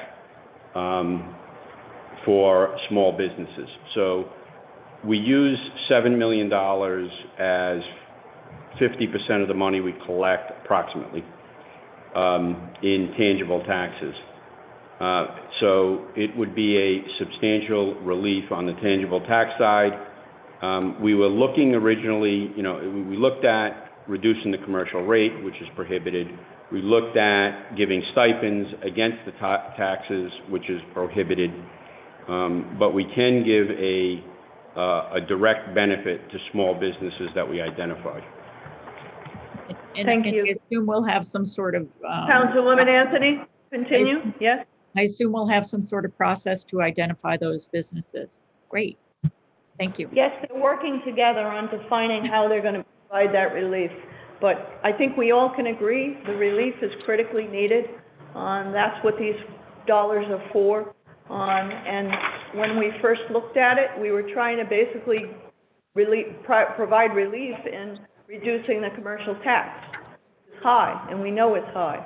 So Okay. this is an effort to, provide direct assistance to our small businesses who have been struggling, as we know, through the pandemic. And this was a collaborative agreement that we're working on with the administration and the council. Councilman, does that answer your question, Councilwoman? Yes, just one more comment and then I'll be. Go right ahead. I just wanted to mention that the Providence Promise that was removed from this, it was removed in the sub-A. I just hope that, we'll be able to entertain that again. I know the full committee will be reporting because that is a wonderful, wonderful program that deserves support also. But my understanding is they were removed because it wasn't such an urgent need, is my understanding. And Councilwoman, that's why I started out this meeting on this topic by saying this is an immediate need document. It's not that there aren't meritorious programs out there. There certainly are. These are critical needs. We just talked about the encampments for the homeless. That became an immediate need, a high priority.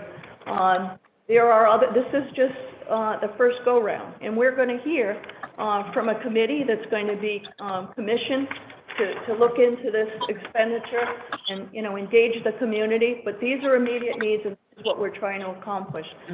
Treasurer, do you have any clarification further on that? Did you want to answer anything else? No. No? Okay. Councilman, are you okay, Councilwoman Anthony? Okay, thank you. Thank you for your question. Councilman Narducci. Madam Chair, hearing what you had just said about how important this is to move on with this, if we continue this, how is this going to affect what we're looking to do here tonight with these immediate relief funds being distributed? I'll be honest with you, I'm not in favor of continuing. I think we should pass what we have in front of us and continue the conversation moving forward as more money's relieved to help the water fire. Thank you, Councilman Narducci. How about Chief Mancini? Do you want to weigh in on answering that? Is it critical that we pass this tonight? So, Madam Chair, members of the committee, it was my understanding and I had hoped, my expectation, that what was before you this evening would pass out of committee, notwithstanding any particular item that may be of concern to the council. And depending upon the committee's upcoming next series of meetings, Madam Chair, maybe more information may have to be submitted by one entity or another. But I would ask, with due respect, if that's the case, that the vast majority of those that have an immediate need and would suffer, I think, further economic loss as the summer passes, I think would be critical, and I would ask that you give that consideration. I believe so as well. Thank you, Councilman Narducci. Treasurer Lombardi? Madam Chair, if you are going to pass it, I did see a mathematical error that I made on this document, so I'm a little embarrassed, but I can identify it, and obviously you can amend it and push it across. Please, offer the amendment. So, Madam Chair, under ARPA grants to nonprofits, there's a $500,000 number for homeless intervention in the Providence Center of $187,339. The total is $687,339. And then on the second page, the total grant funding, hopefully I get this right, is $42,344,000. No. Hold on. Yeah. 42.4. Yeah. 42.34. Right? It's off 100. Yeah, so $100,000. So it's $42,344,691. Okay, so, committee members, what's your pleasure? Do you want to move this with the amendments, I'm gonna articulate that amendment. Committee members, Councilman Narducci, you're the one who wanted to move forward. Yes, Madam Chair, I would advise that we move forward with the amendment that was just made by the treasurer. Okay, well, let's make that amendment first. So, let's vote to, amend the substitution, which is, we're calling 5A, under total grants to nonprofits. The document currently states 587,399, and it should state 687,339. It's just an addition error there, which impacts the bottom line. If you flip the page over to grant total funding, 4/29/21 to 12/31/2024, to a grand total number, which is basically increasing by 100,000, so that the final number should read 42344,691. May I have that motion? Motion made, Madam Chair. Second. Seconded by Councilwoman Castillo. All in favor? Aye. Any opposed? Ayes have it. Okay, so we have an amended, correcting the math on substitute A. Councilman Anthony. I'd like to make a motion to further amend the sub A to add back in the 300,000 for water fire. Is there a second anywhere? Hearing none, may I have a motion to approve sub A as presented with the amendment, as amended, right, Madam Chair? Motion made, Madam Chair. Motion made by Councilman Narducci, seconded by Councilwoman Castillo. All in favor? Aye. Aye. Any opposed? Nay. Ayes have it. Nay from Councilman Anthony. Ayes have it. Motion carries. Okay. Thank you very much. There's more work to be done on this really important topic. Okay. Item 6. Madam Clerk, could you kindly read that into the record? Resolution A, certain taxes and complaints with donation community. Okay, who do we have? Who do we have to speak on this topic? Okay. I would just be remiss if I didn't thank Diana Padermo for a fantastic presentation and a job well done. So thank you, Diana. And you even had technical issues there. So good job. And thank you for your hard work. I know that you rushed around to pull that together. Talk about immediate needs. Thank you, Diana. Thank you so much. Thank you, everybody. Appreciate it. Have a Okay. wonderful evening. You as Thanks, well. Diana. Okay, who's up? So, Madam Chair, Mancini. You've Madam been Chair, sworn in. I have been sworn in, Madam Chair, but I believe Assessor Parry is with us, and she should be Okay. sworn in as well. Okay. Assessor Perry, can we first, okay, she's already been advanced. She's here, we see her, but we don't see her. Can you unmute?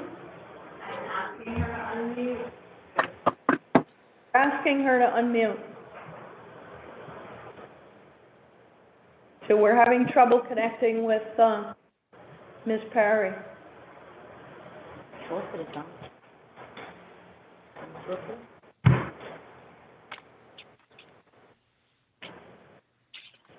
While we're waiting for Ms. Perry, is there anyone else who can begin this discussion for us? I can, Madam Chair. Thank you. So, Madam Chair, the matter before you involves the issue that had a disputed tax assessment, and it ran under the, in the end, eventually, it ran under the premise of double taxation. It began with a tax stabilization agreement that was initially granted to Charter Care Health Partners for the acquisition of the Roger Williams Medical Center. And then subsequent to that acquisition and granting of the tax stabilization, there was a private party transaction between Charter Care Partners and what was basically 21 Peace Street LLC and the Urban Land Company Development. In that regard, that acquisition attempted to parcel out the portion of real estate that had not been part of the medical facilities. The TSA called for whenever a particular piece of that property was no longer being used for medical purposes, it could and will not and shall not be part of that TSA. Having said that, the principal of the subsequent LLC filed a request with the then assessor asking that they be removed from the tax levy as part of the TSA and that there would be a separation, if you will.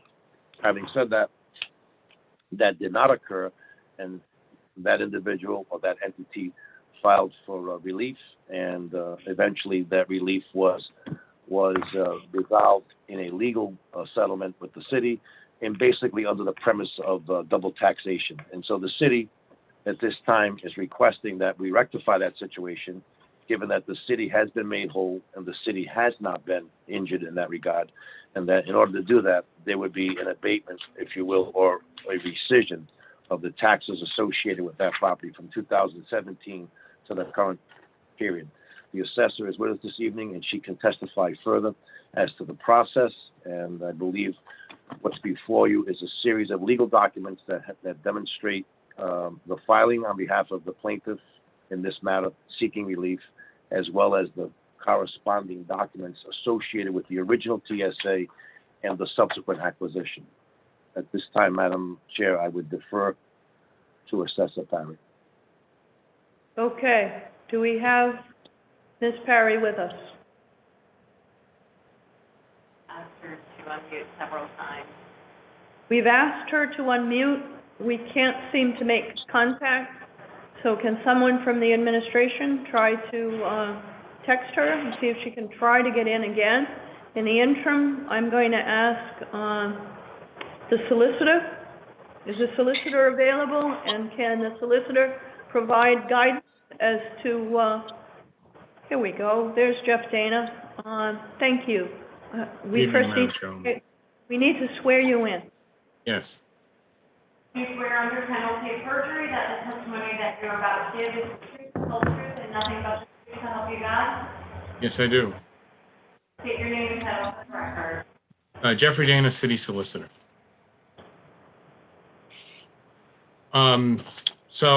Really, I think CFO Mancini gave a thorough summary of what occurred here. So I'm available to answer questions, but I guess from the legal perspective, I'll just note that we were engaged in litigation with the property owner based on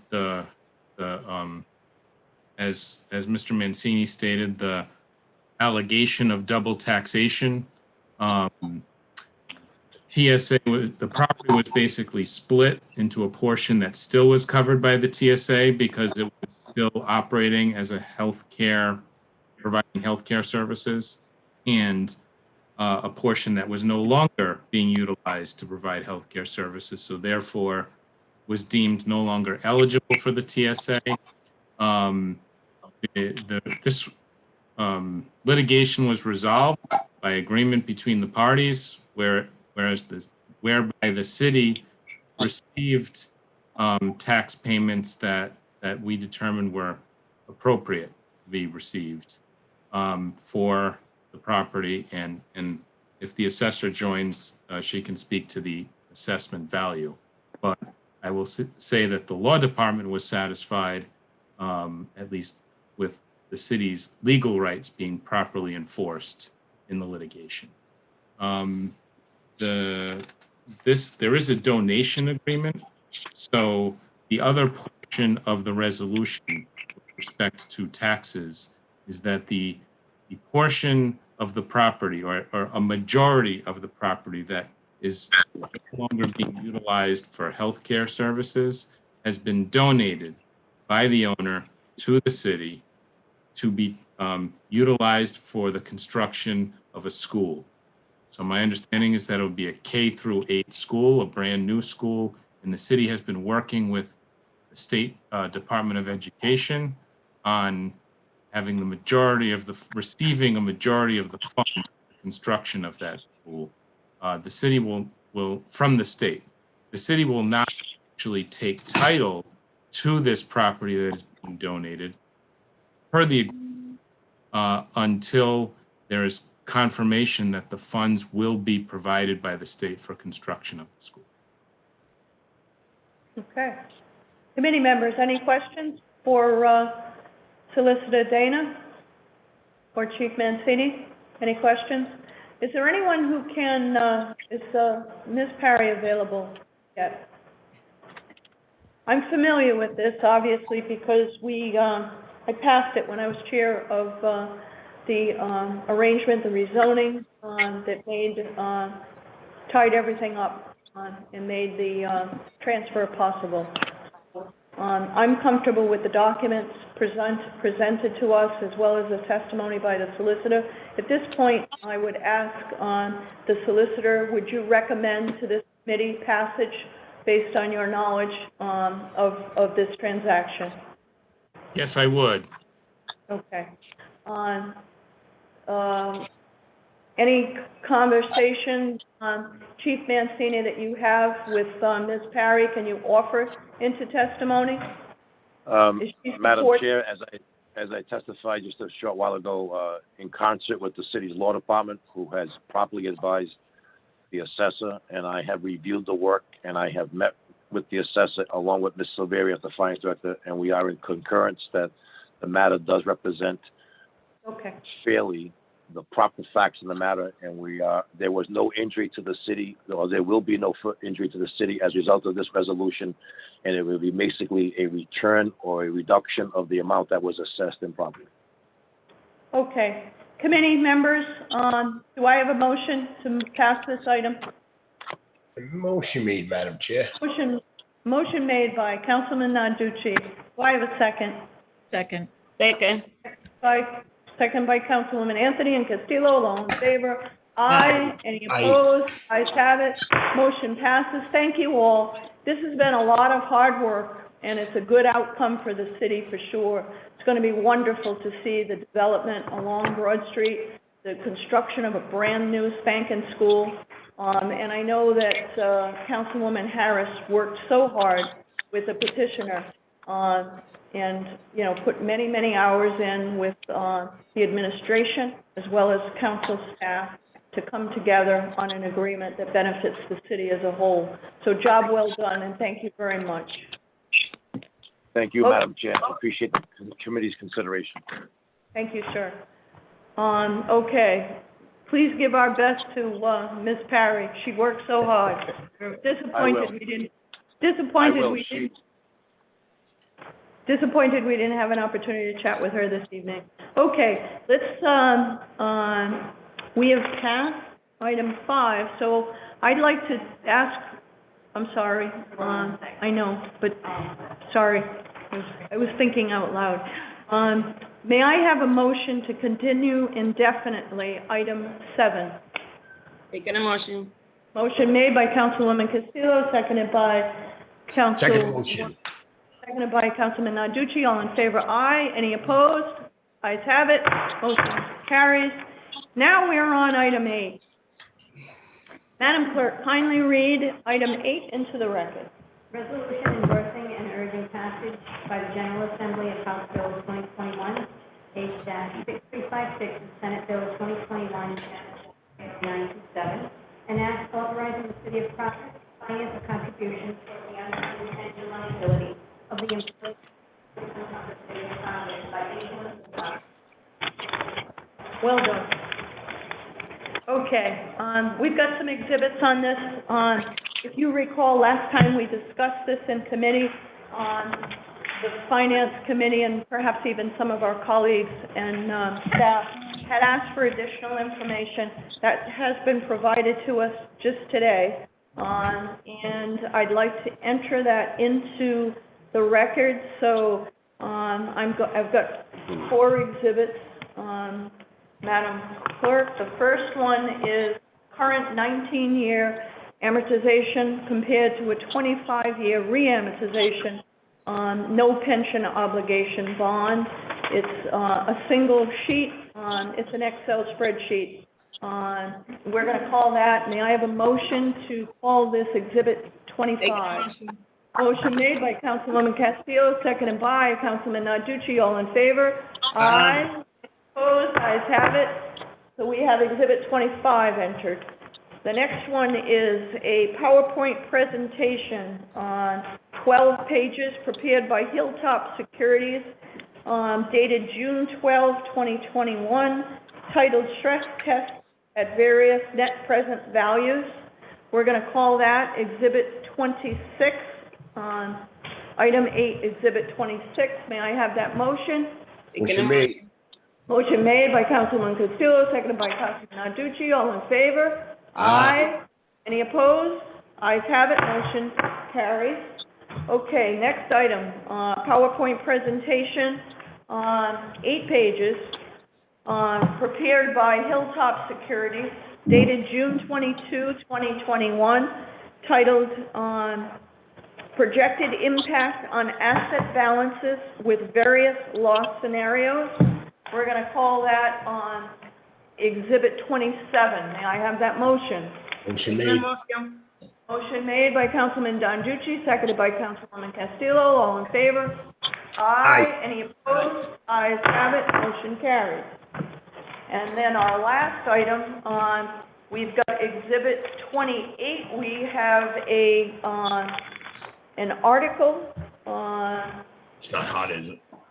It's a 12-page article prepared by the Center for Retirement Research at Boston College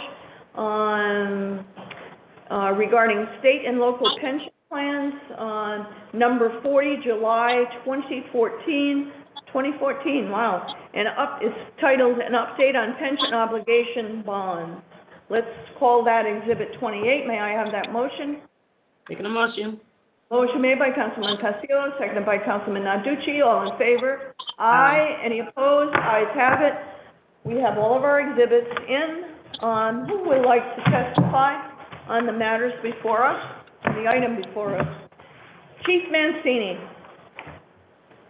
Thank you, Madam Chair. I'd like to say thank you for getting these documents together and making yourself available to my committee, as well as council colleagues who have had a number of really good questions, because we recognize the importance of this pension obligation bond to the financial stability of our city.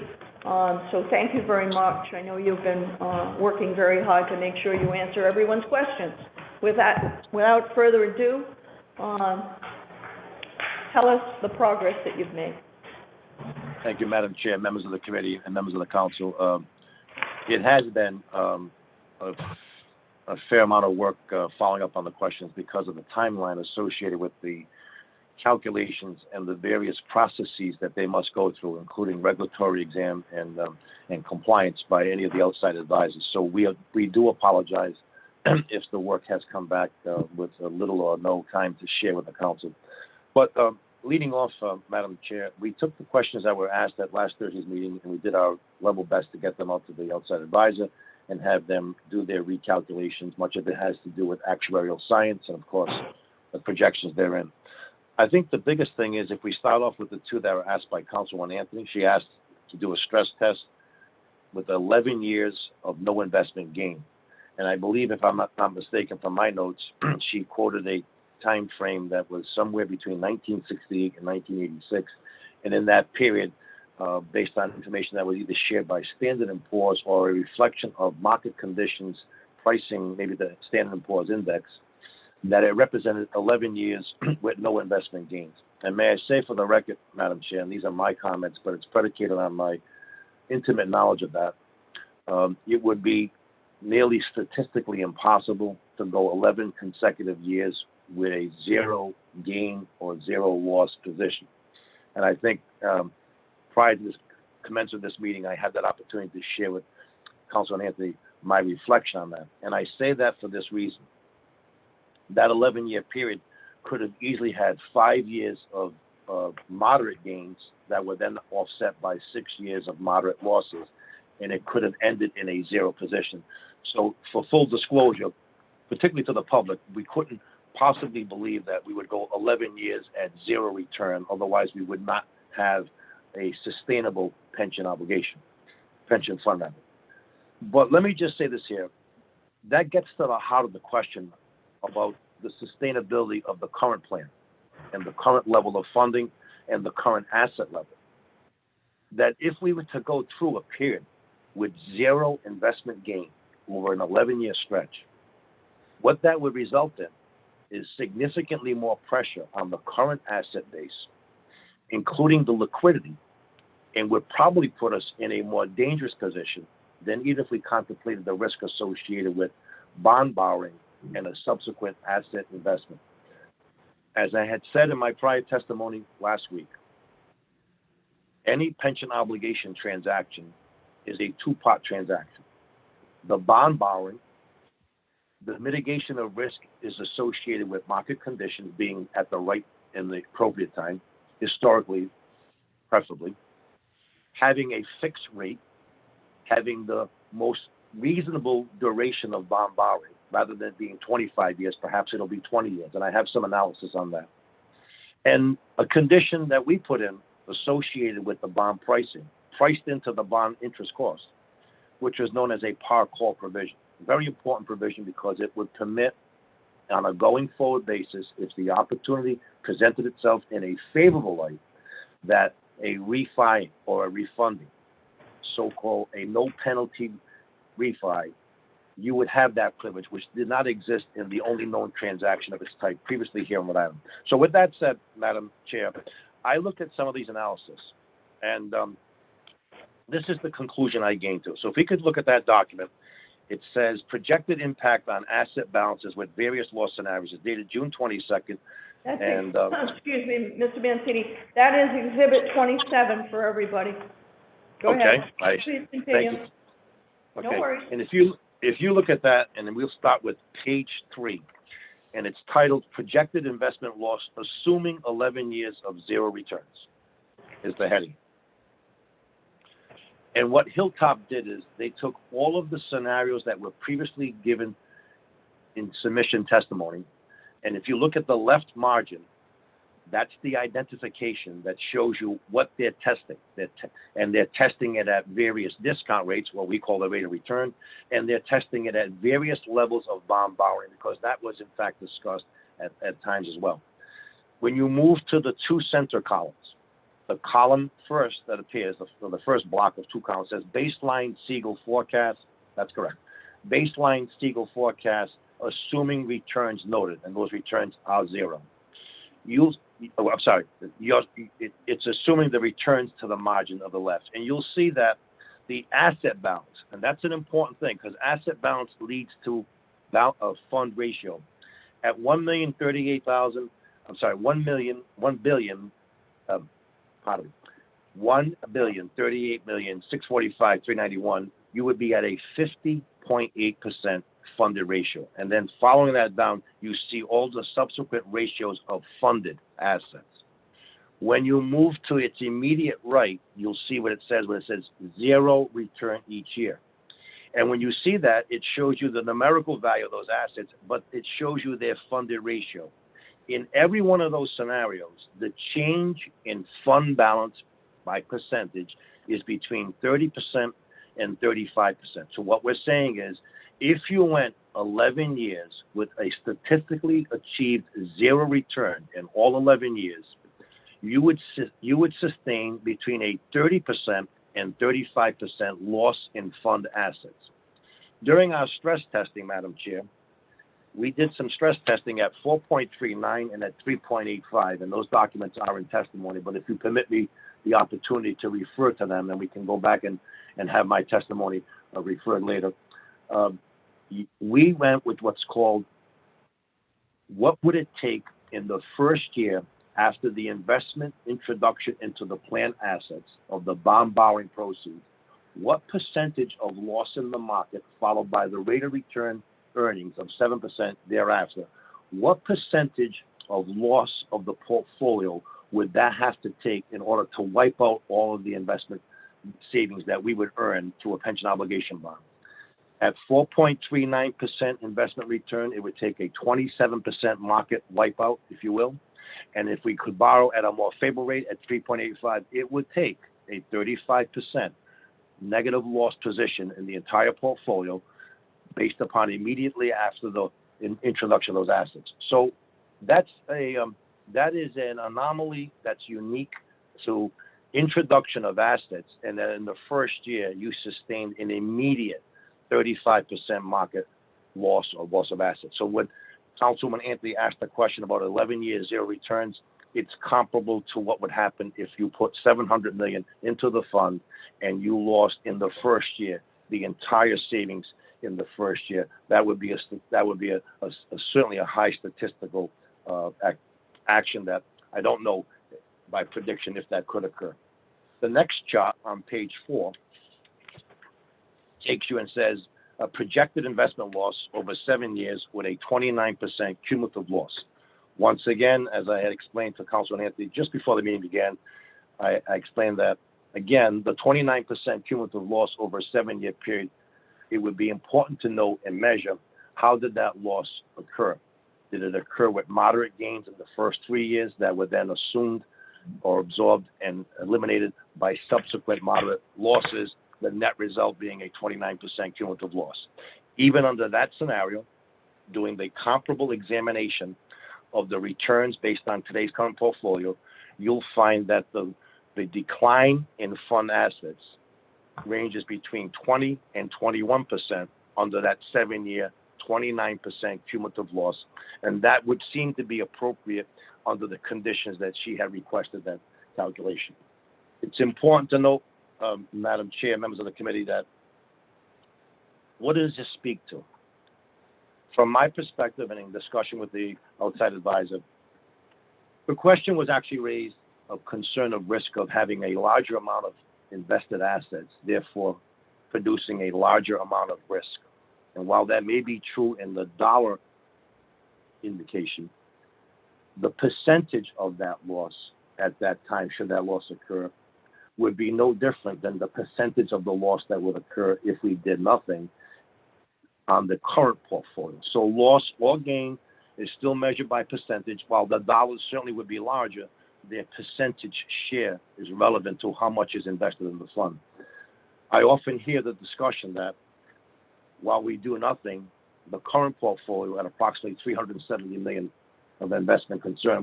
Today we had our Board of Investment Commissioners meeting. Madam Chair, you were a member of that Board of Commissioners, and you heard that we saw no change in position in the last month. We're still hovering at an 8.9% return year to date in the city's investment portfolio, hovering around $370 million. But if there was some significant loss on that $370 million, it wouldn't take much in that regard to eliminate the ability of liquidity that would be necessary to meet the pension payroll each and every month, which is running, as I said in prior testimony, at $7.5 million per month, or $84 to $86 million annually. So a sizable loss on the current portfolio, using the same analogies that Councilwoman Anthony had asked me to look at on 11 years with no investment gain and 29% loss over 7, that would have a significant reduction of the cash balance available, and hence, I believe, would have a significant impact on us meeting going forward pension benefits with scarcity of cash in the plan. The other note I want to make about pension benefits and its impact: when you do a pension obligation bond and those proceeds are strategically transitioned into the market investments, benefit payments, those payments that we pay out annually, become a smaller percentage of the assets. And with the same portfolio allocation, more of the regular pension payroll could come from what we call regular income, stock dividends, bond interest, and maturing bonds within the portfolio, thereby taking the burden off of liquidation of those pension assets, as we do regularly to meet our pension payroll today.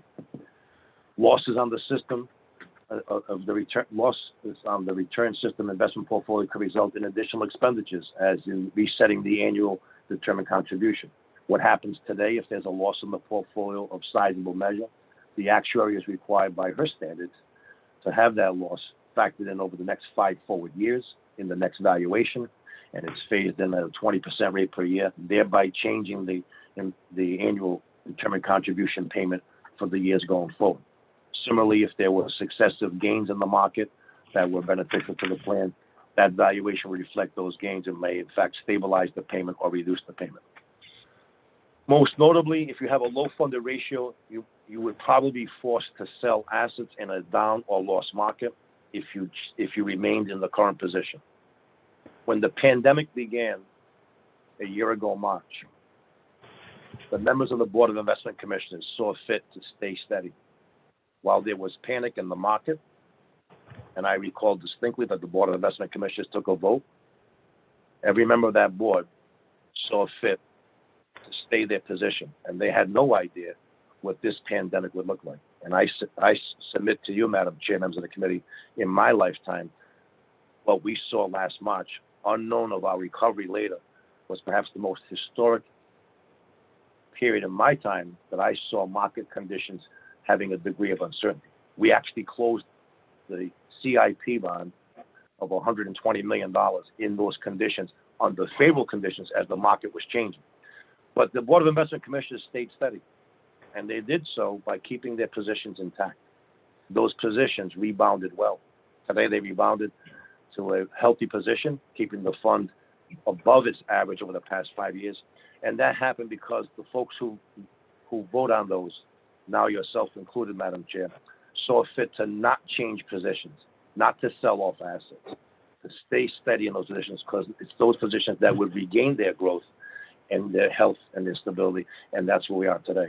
So that has to do with management, and it has to do with the ability of the employer, in this case, the plan. I will say for the record, though, that I'm concerned that very low funding ratios could leave us with fewer options and a shorter time frame to employ those options. And that's why we had this discussion about the pension obligation bond, notwithstanding the fact that we recognize that certain risks could occur. But I do believe, again, beyond the fixed rate borrowing at historic lows, where that risk has been basically mitigated or eliminated, if you will, on that side of the transaction, on the side of the transaction that has the investment deployment, if you will, that would be measured by the proper investments over a proper period of time, and ideally under market conditions. The next set of values, Madam Chair, that we were asked to do was to do, at your request, you had asked, is there an existing public document that shows pension obligation borrowing rates compared to investment rates historically? And so Hilltop, which had cited this in some of the GFOA studies, asked us to look at the Boston College study, and if you will, Madam Chair, I believe is that exhibit number 28. While there's much information in this document based on their study of pension obligation bonds, and it gives the pros and the cons, as well it should, and I have read it thoroughly, I think what Hilltop was suggesting is if you turn to the graphs that appear on, I believe, page 4 of that document. Those graphs were meant to measure in 3 separate duration scenarios what was the internal rate of return. The internal rate of return being defined as the rate of based upon the gain or loss associated with the bond borrowing rate and the subsequent investment returns, measured by internal rate of return, a well-known concept in financial economy. Figure 3 on page 4, on the top left-hand corner, talks about the internal rate of return on pension obligation bonds by year issued. And they measured it between 1992 and the year 2007. That was at what they call the peak of the market before there was the Great Recession. And during that period, it shows that the net result of those years resulted in what's basically known as 80 basis points gain, net positives, in the world of cost of borrowing and investment return on those funds. 80 basis points.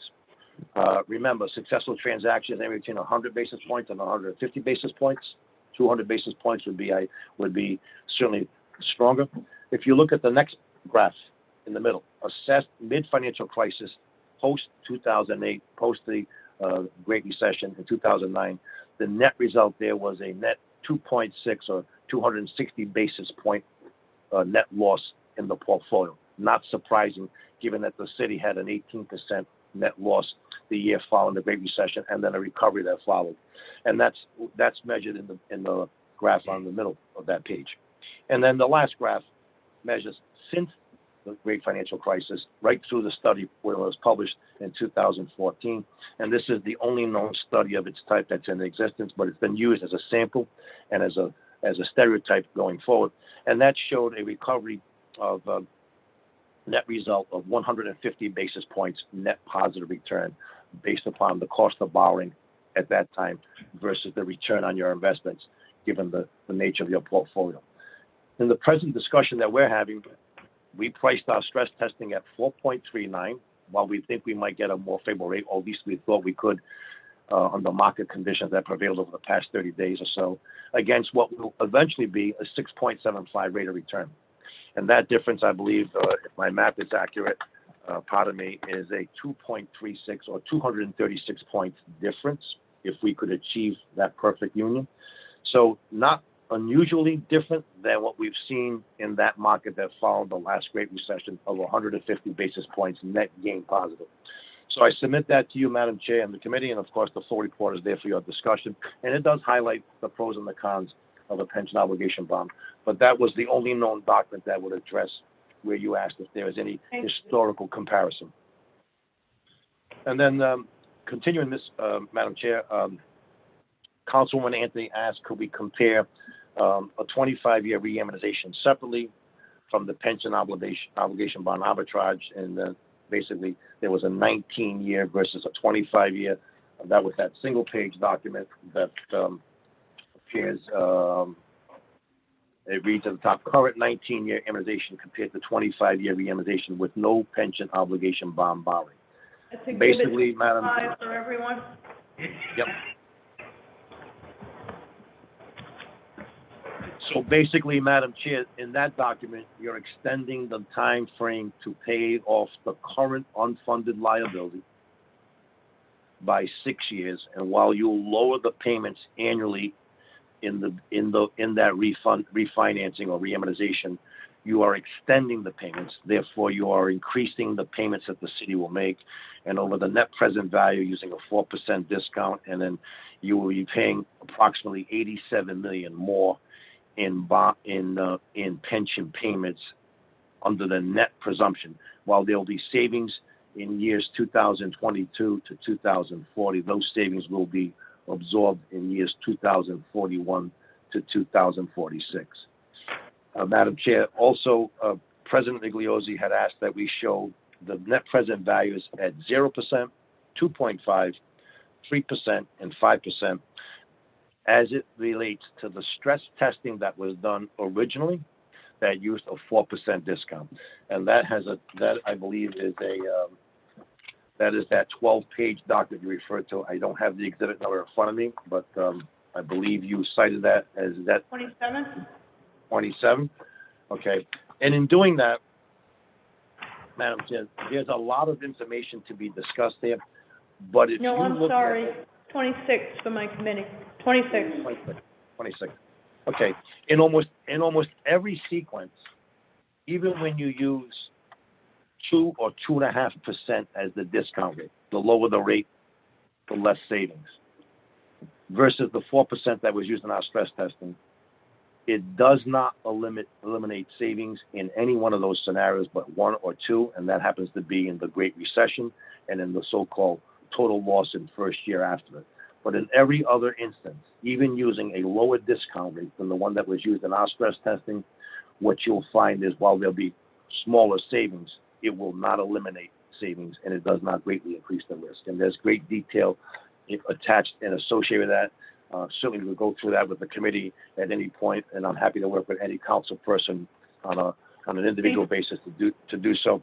I would like to say, Madam Chair, that the President had asked that I do another scenario, but because of information that was not readily available, I had advised Hilltop that I would follow up with him to get some clarity on that. While they had recorded him asking it, keeping the current payment of $93 million steady for the next 5 years. In a more recent discussion I had with him this week, I believe he said 10. So to submit on the side of caution, I asked them then to hold off on publishing that information until I could recommit with the president, and I can do that certainly anytime following tonight's meeting. I do want to share with the committee information that I have shared with the State Treasurer's Office. It's important to note this, Madam Chair, because this is an important point. We were asked to compare the current unfunded liability in the current 19-year remaining amortization to a 25-year amortization, no borrowing, versus a new scenario, a 20-year bond at the higher presumed interest rate of 4.39%, not a 25, but a 20-year bond, on $704 million, at the bond borrowing rate of 4.39, with an investment return assumption not 7, but 6.75, and continue with the remaining 19 years of the pension calculation, even though we're borrowing over 20. And Madam Chair, members of the committee, by my professional opinion, may I say the following observation, to me, has made a significant impression in my interpretation of those results. The 700, by not borrowing and just doing a re-amortization of the 19 years to 25 years, you do not get to 60% funded until the year 2038. And at that time, you still owe $952 million in unfunded liability.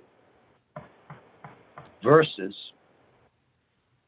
the $704 million bond borrowing at 4.39% interest under an assumed rate of return of 6.75 on a repayment, fixed repayment 20 years, and keeping the 19-year current pension unfunded liability schedule in place. In the year 2038, that comparable year where you only get to 60% with no bond borrowing, in 2038, you're at 92% funded with only $133 million remaining in pension payments. To me, that is very striking in why a pension obligation bond, all things considered and risk taken into consideration, greatly improves the outcome rather than no borrowing. As I started my remarks this evening, it is predicated also on the notion that doing nothing is, I think, of greater risk, leaving us in a position where the portfolio could suffer any kind of loss or diminishment under the current portfolio balance and the current portfolio investments, I think takes a bigger shock, if you will, to the pension plan than the bond borrowing and subsequent investments associated with that. So, Madam Chair, I shared that with you this evening. I'm happy to take questions from the committee and yourself, and happy to work with any council member individually to share more. There's a lot of detail there. We do apologize for the amount of information, but it was meant to respond to the committee's request. Thank you very much, Chief, for your response. Thank you for working with the committee. This is a lot of information, and I know that you work very diligently to pull it together. So on behalf of my committee, I'd like to say thank you so much for all that you've done. I know that each council person is diligently trying to digest this and focus on it and ask the appropriate questions so that they can get to a comfortable position on this vote, on this, this matter that's before us. I just wanted to ask the treasurer first, did you have any follow-ups to the documentation that was provided tonight? Any questions? It's consistent with what we asked at the last committee. Okay, so that's complete. Councilwoman Anthony, you have your hand up. Yes, I also wanted to thank Mr. Mancini for an excellent job of grinding this information out. I really, really appreciate it, and I will be calling you with questions once I have had a chance to digest it. So I'm so very appreciative. I also wanted to ask, I think there was one thing that we had discussed at the last meeting about the time frame for putting this putting it to vote, to putting it on the ballot. So I just didn't know if anyone had any opportunity to figure out whether that's possible, what that would look like, given the fact we'd like to move along quickly. Sure. I'll defer to my colleague, Mr. Dana. Yes. So, so the legislation that's presently before the House and Senate, the State House, has now been, there's a sub-A that has been submitted that includes provision for a referendum. So if the bills before the House and Senate were to pass, they would require that a referendum occur in which there's a positive vote. And so if it were to pass this session, the House and the Senate, State House, we would be able to, in compliance with Board of Elections guidelines and with our charter, to have a referendum set for early September. Thank you. And how does, thank you, Councilwoman Anthony, how does that impact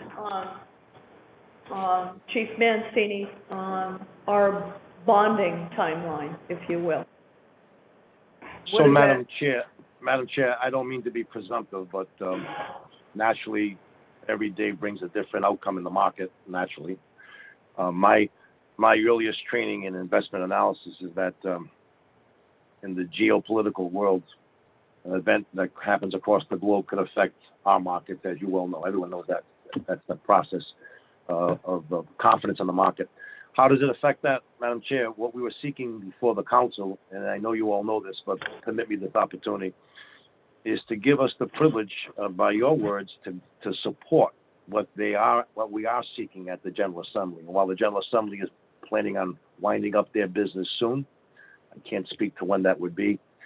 I know it would be most helpful, no matter when they wind up that business, if this resolution that's before you was adopted and it was within their quiver, if you will, of instruments and support that they believe is necessary.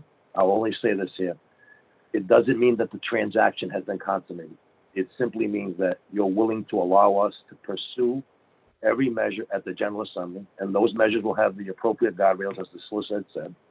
But more importantly, the very important guardrails, the bond borrowing and other transactions cannot be conducted without the approval of this body, ultimately, whenever that occurs. We heard the solicitor say probably early September. We would not waste the time this summer. All things considered, should this transaction continue through the summer as far as additional information or timeline, at least we would be positioned, if the market remains as it is today, historically favorable, or perhaps better, we would then now be positioned with all of the necessary guardrails satisfactory to, I hope, the General Assembly and the City Council. And I would ask Madam Chair and members of your committee to give that great consideration this evening if you're so inclined. But I think that's where I stand on it from a financial standpoint. Thank you very much. Treasurer Lombardi, do you have any, I know we talked about guardrails. I know there's been great discussion and again, all trying to answer questions from council members to address constituent concerns that have emerged. So we started to look at what guardrails might look like. Treasurer. Sure. So, Madam Chair, as you requested, I put down some of my thoughts and some of your thoughts and some of the thoughts of this committee. And I think that, one of the things is if we were to pass it, or if you were to pass it, it probably should be subject to some of the following recommendations. And that is to pay $93,500,000 annually until 2026. And that recommendation is made basically so that in earlier years where the bond payments may be reduced, we would never reduce it about less than what we're currently paying for it. I would add in, again, it would be subject to these things, and I can write them out in better legalese, but future contracts on benefits shall not allow costs of the pension system to exceed current benefits. The unfunded liability moving forward, because again, we wouldn't be borrowing 100%, must be paid at 100% of the ADC. Normal costs, which are the current costs for contracts, not the retirees, could not increase. And the assumed rate of return cannot exceed 7%. That if we were to float the bond, we would put some criteria on a limitation. That one of the requirements would be a 10-year call. Although I understand that it's in the legislation, we would want to make sure that there's a 10-year call proceeding.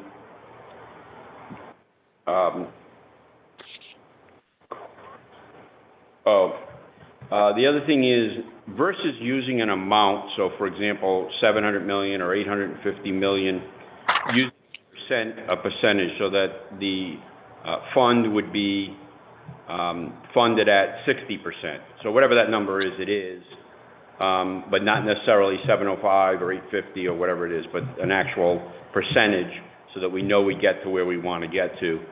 And, you know, just another thing is that it must be approved by the council. Now, we know that it will come back to the council, but we want to make it very clear that the council is willing to hear it with these criteria.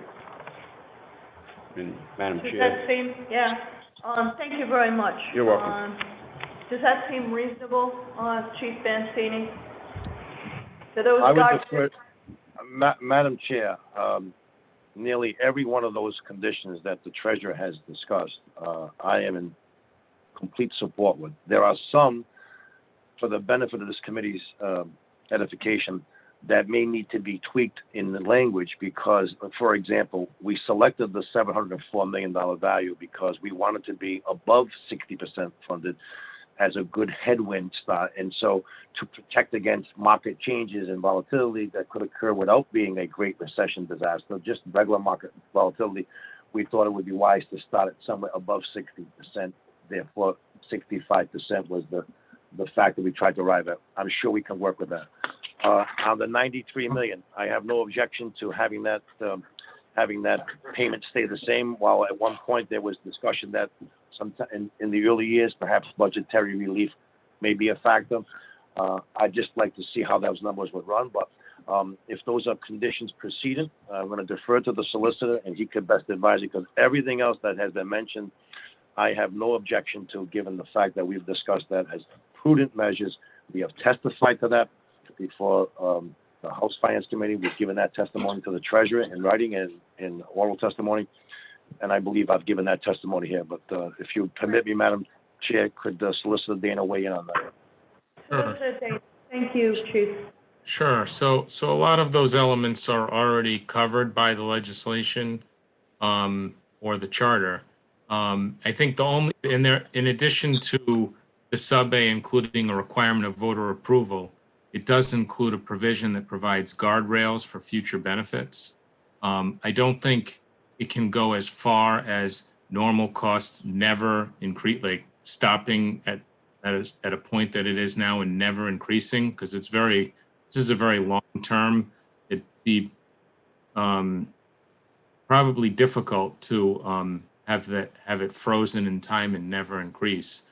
But the guardrail provisions that are in the sub-A would be extremely limiting in terms of any increase in normal costs for the city.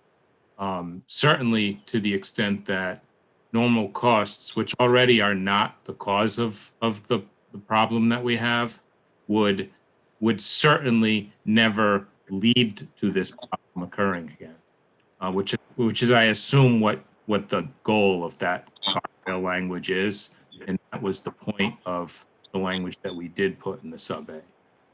Thank you. So hopefully that's helpful. I think it is helpful. Are you satisfied with that? Okay. So clearly we need to review. There's a lot of information you made available to us. I think it would be prudent. We need to continue to have a conversation on the appropriate language for guardrails.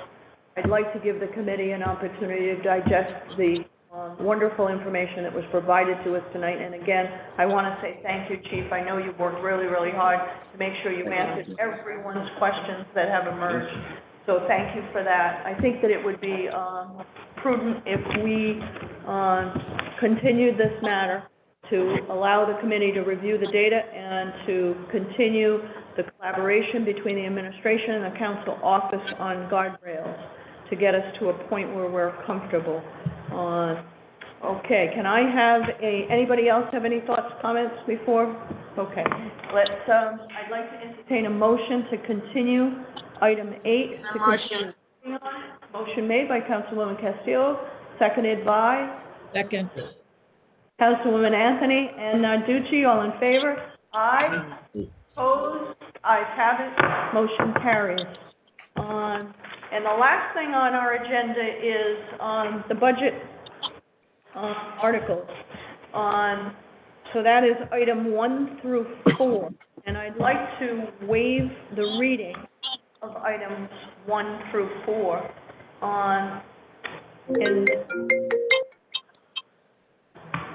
Okay. And what I'd like to do is ask the committee at this juncture, where we've already, we've talked to each department, we've had everyone come in, we've had some healthy discussion, and I want to thank the committee for your diligence review. And I know that our auditor, as well as our treasurer, have talked with each council member, or at least attempted to engage council members in their comments, concerns. And at this point, I'd like to just say, is the committee happy with what the budget looks like at this point? If they have any comments, we're going into a public hearing next week. Any recommendations that you haven't already expressed to our staff or to the administration, I think it'd be prudent to have that discussion or that opportunity, should there be anything that you haven't raised already, to raise now. Anything from anyone? You feel like you've been heard? Okay. Okay, great. And with that, I'd like to ask for a motion to continue budget articles 1 through 4. Making a motion. Motion made by Councilwoman Castillo, seconded by Councilman Narducci by a wave of his head. It's seconded by Councilwoman Anthony as well. All in favor? Aye. Aye. Opposed? Ayes have it. Motion carries. Okay, so we've continued 1 through 4, seeing there's no business before this honorable body. May I have a motion to adjourn? Motion to adjourn. Seconded by Councilman Narducci and Anthony. All in favor? Aye. Aye. Opposed? Ayes have it. We're adjourned. Thank you all. Good night, everybody. Good Great night. work. Aye. Thank you all. Thank you all, Madam Chair.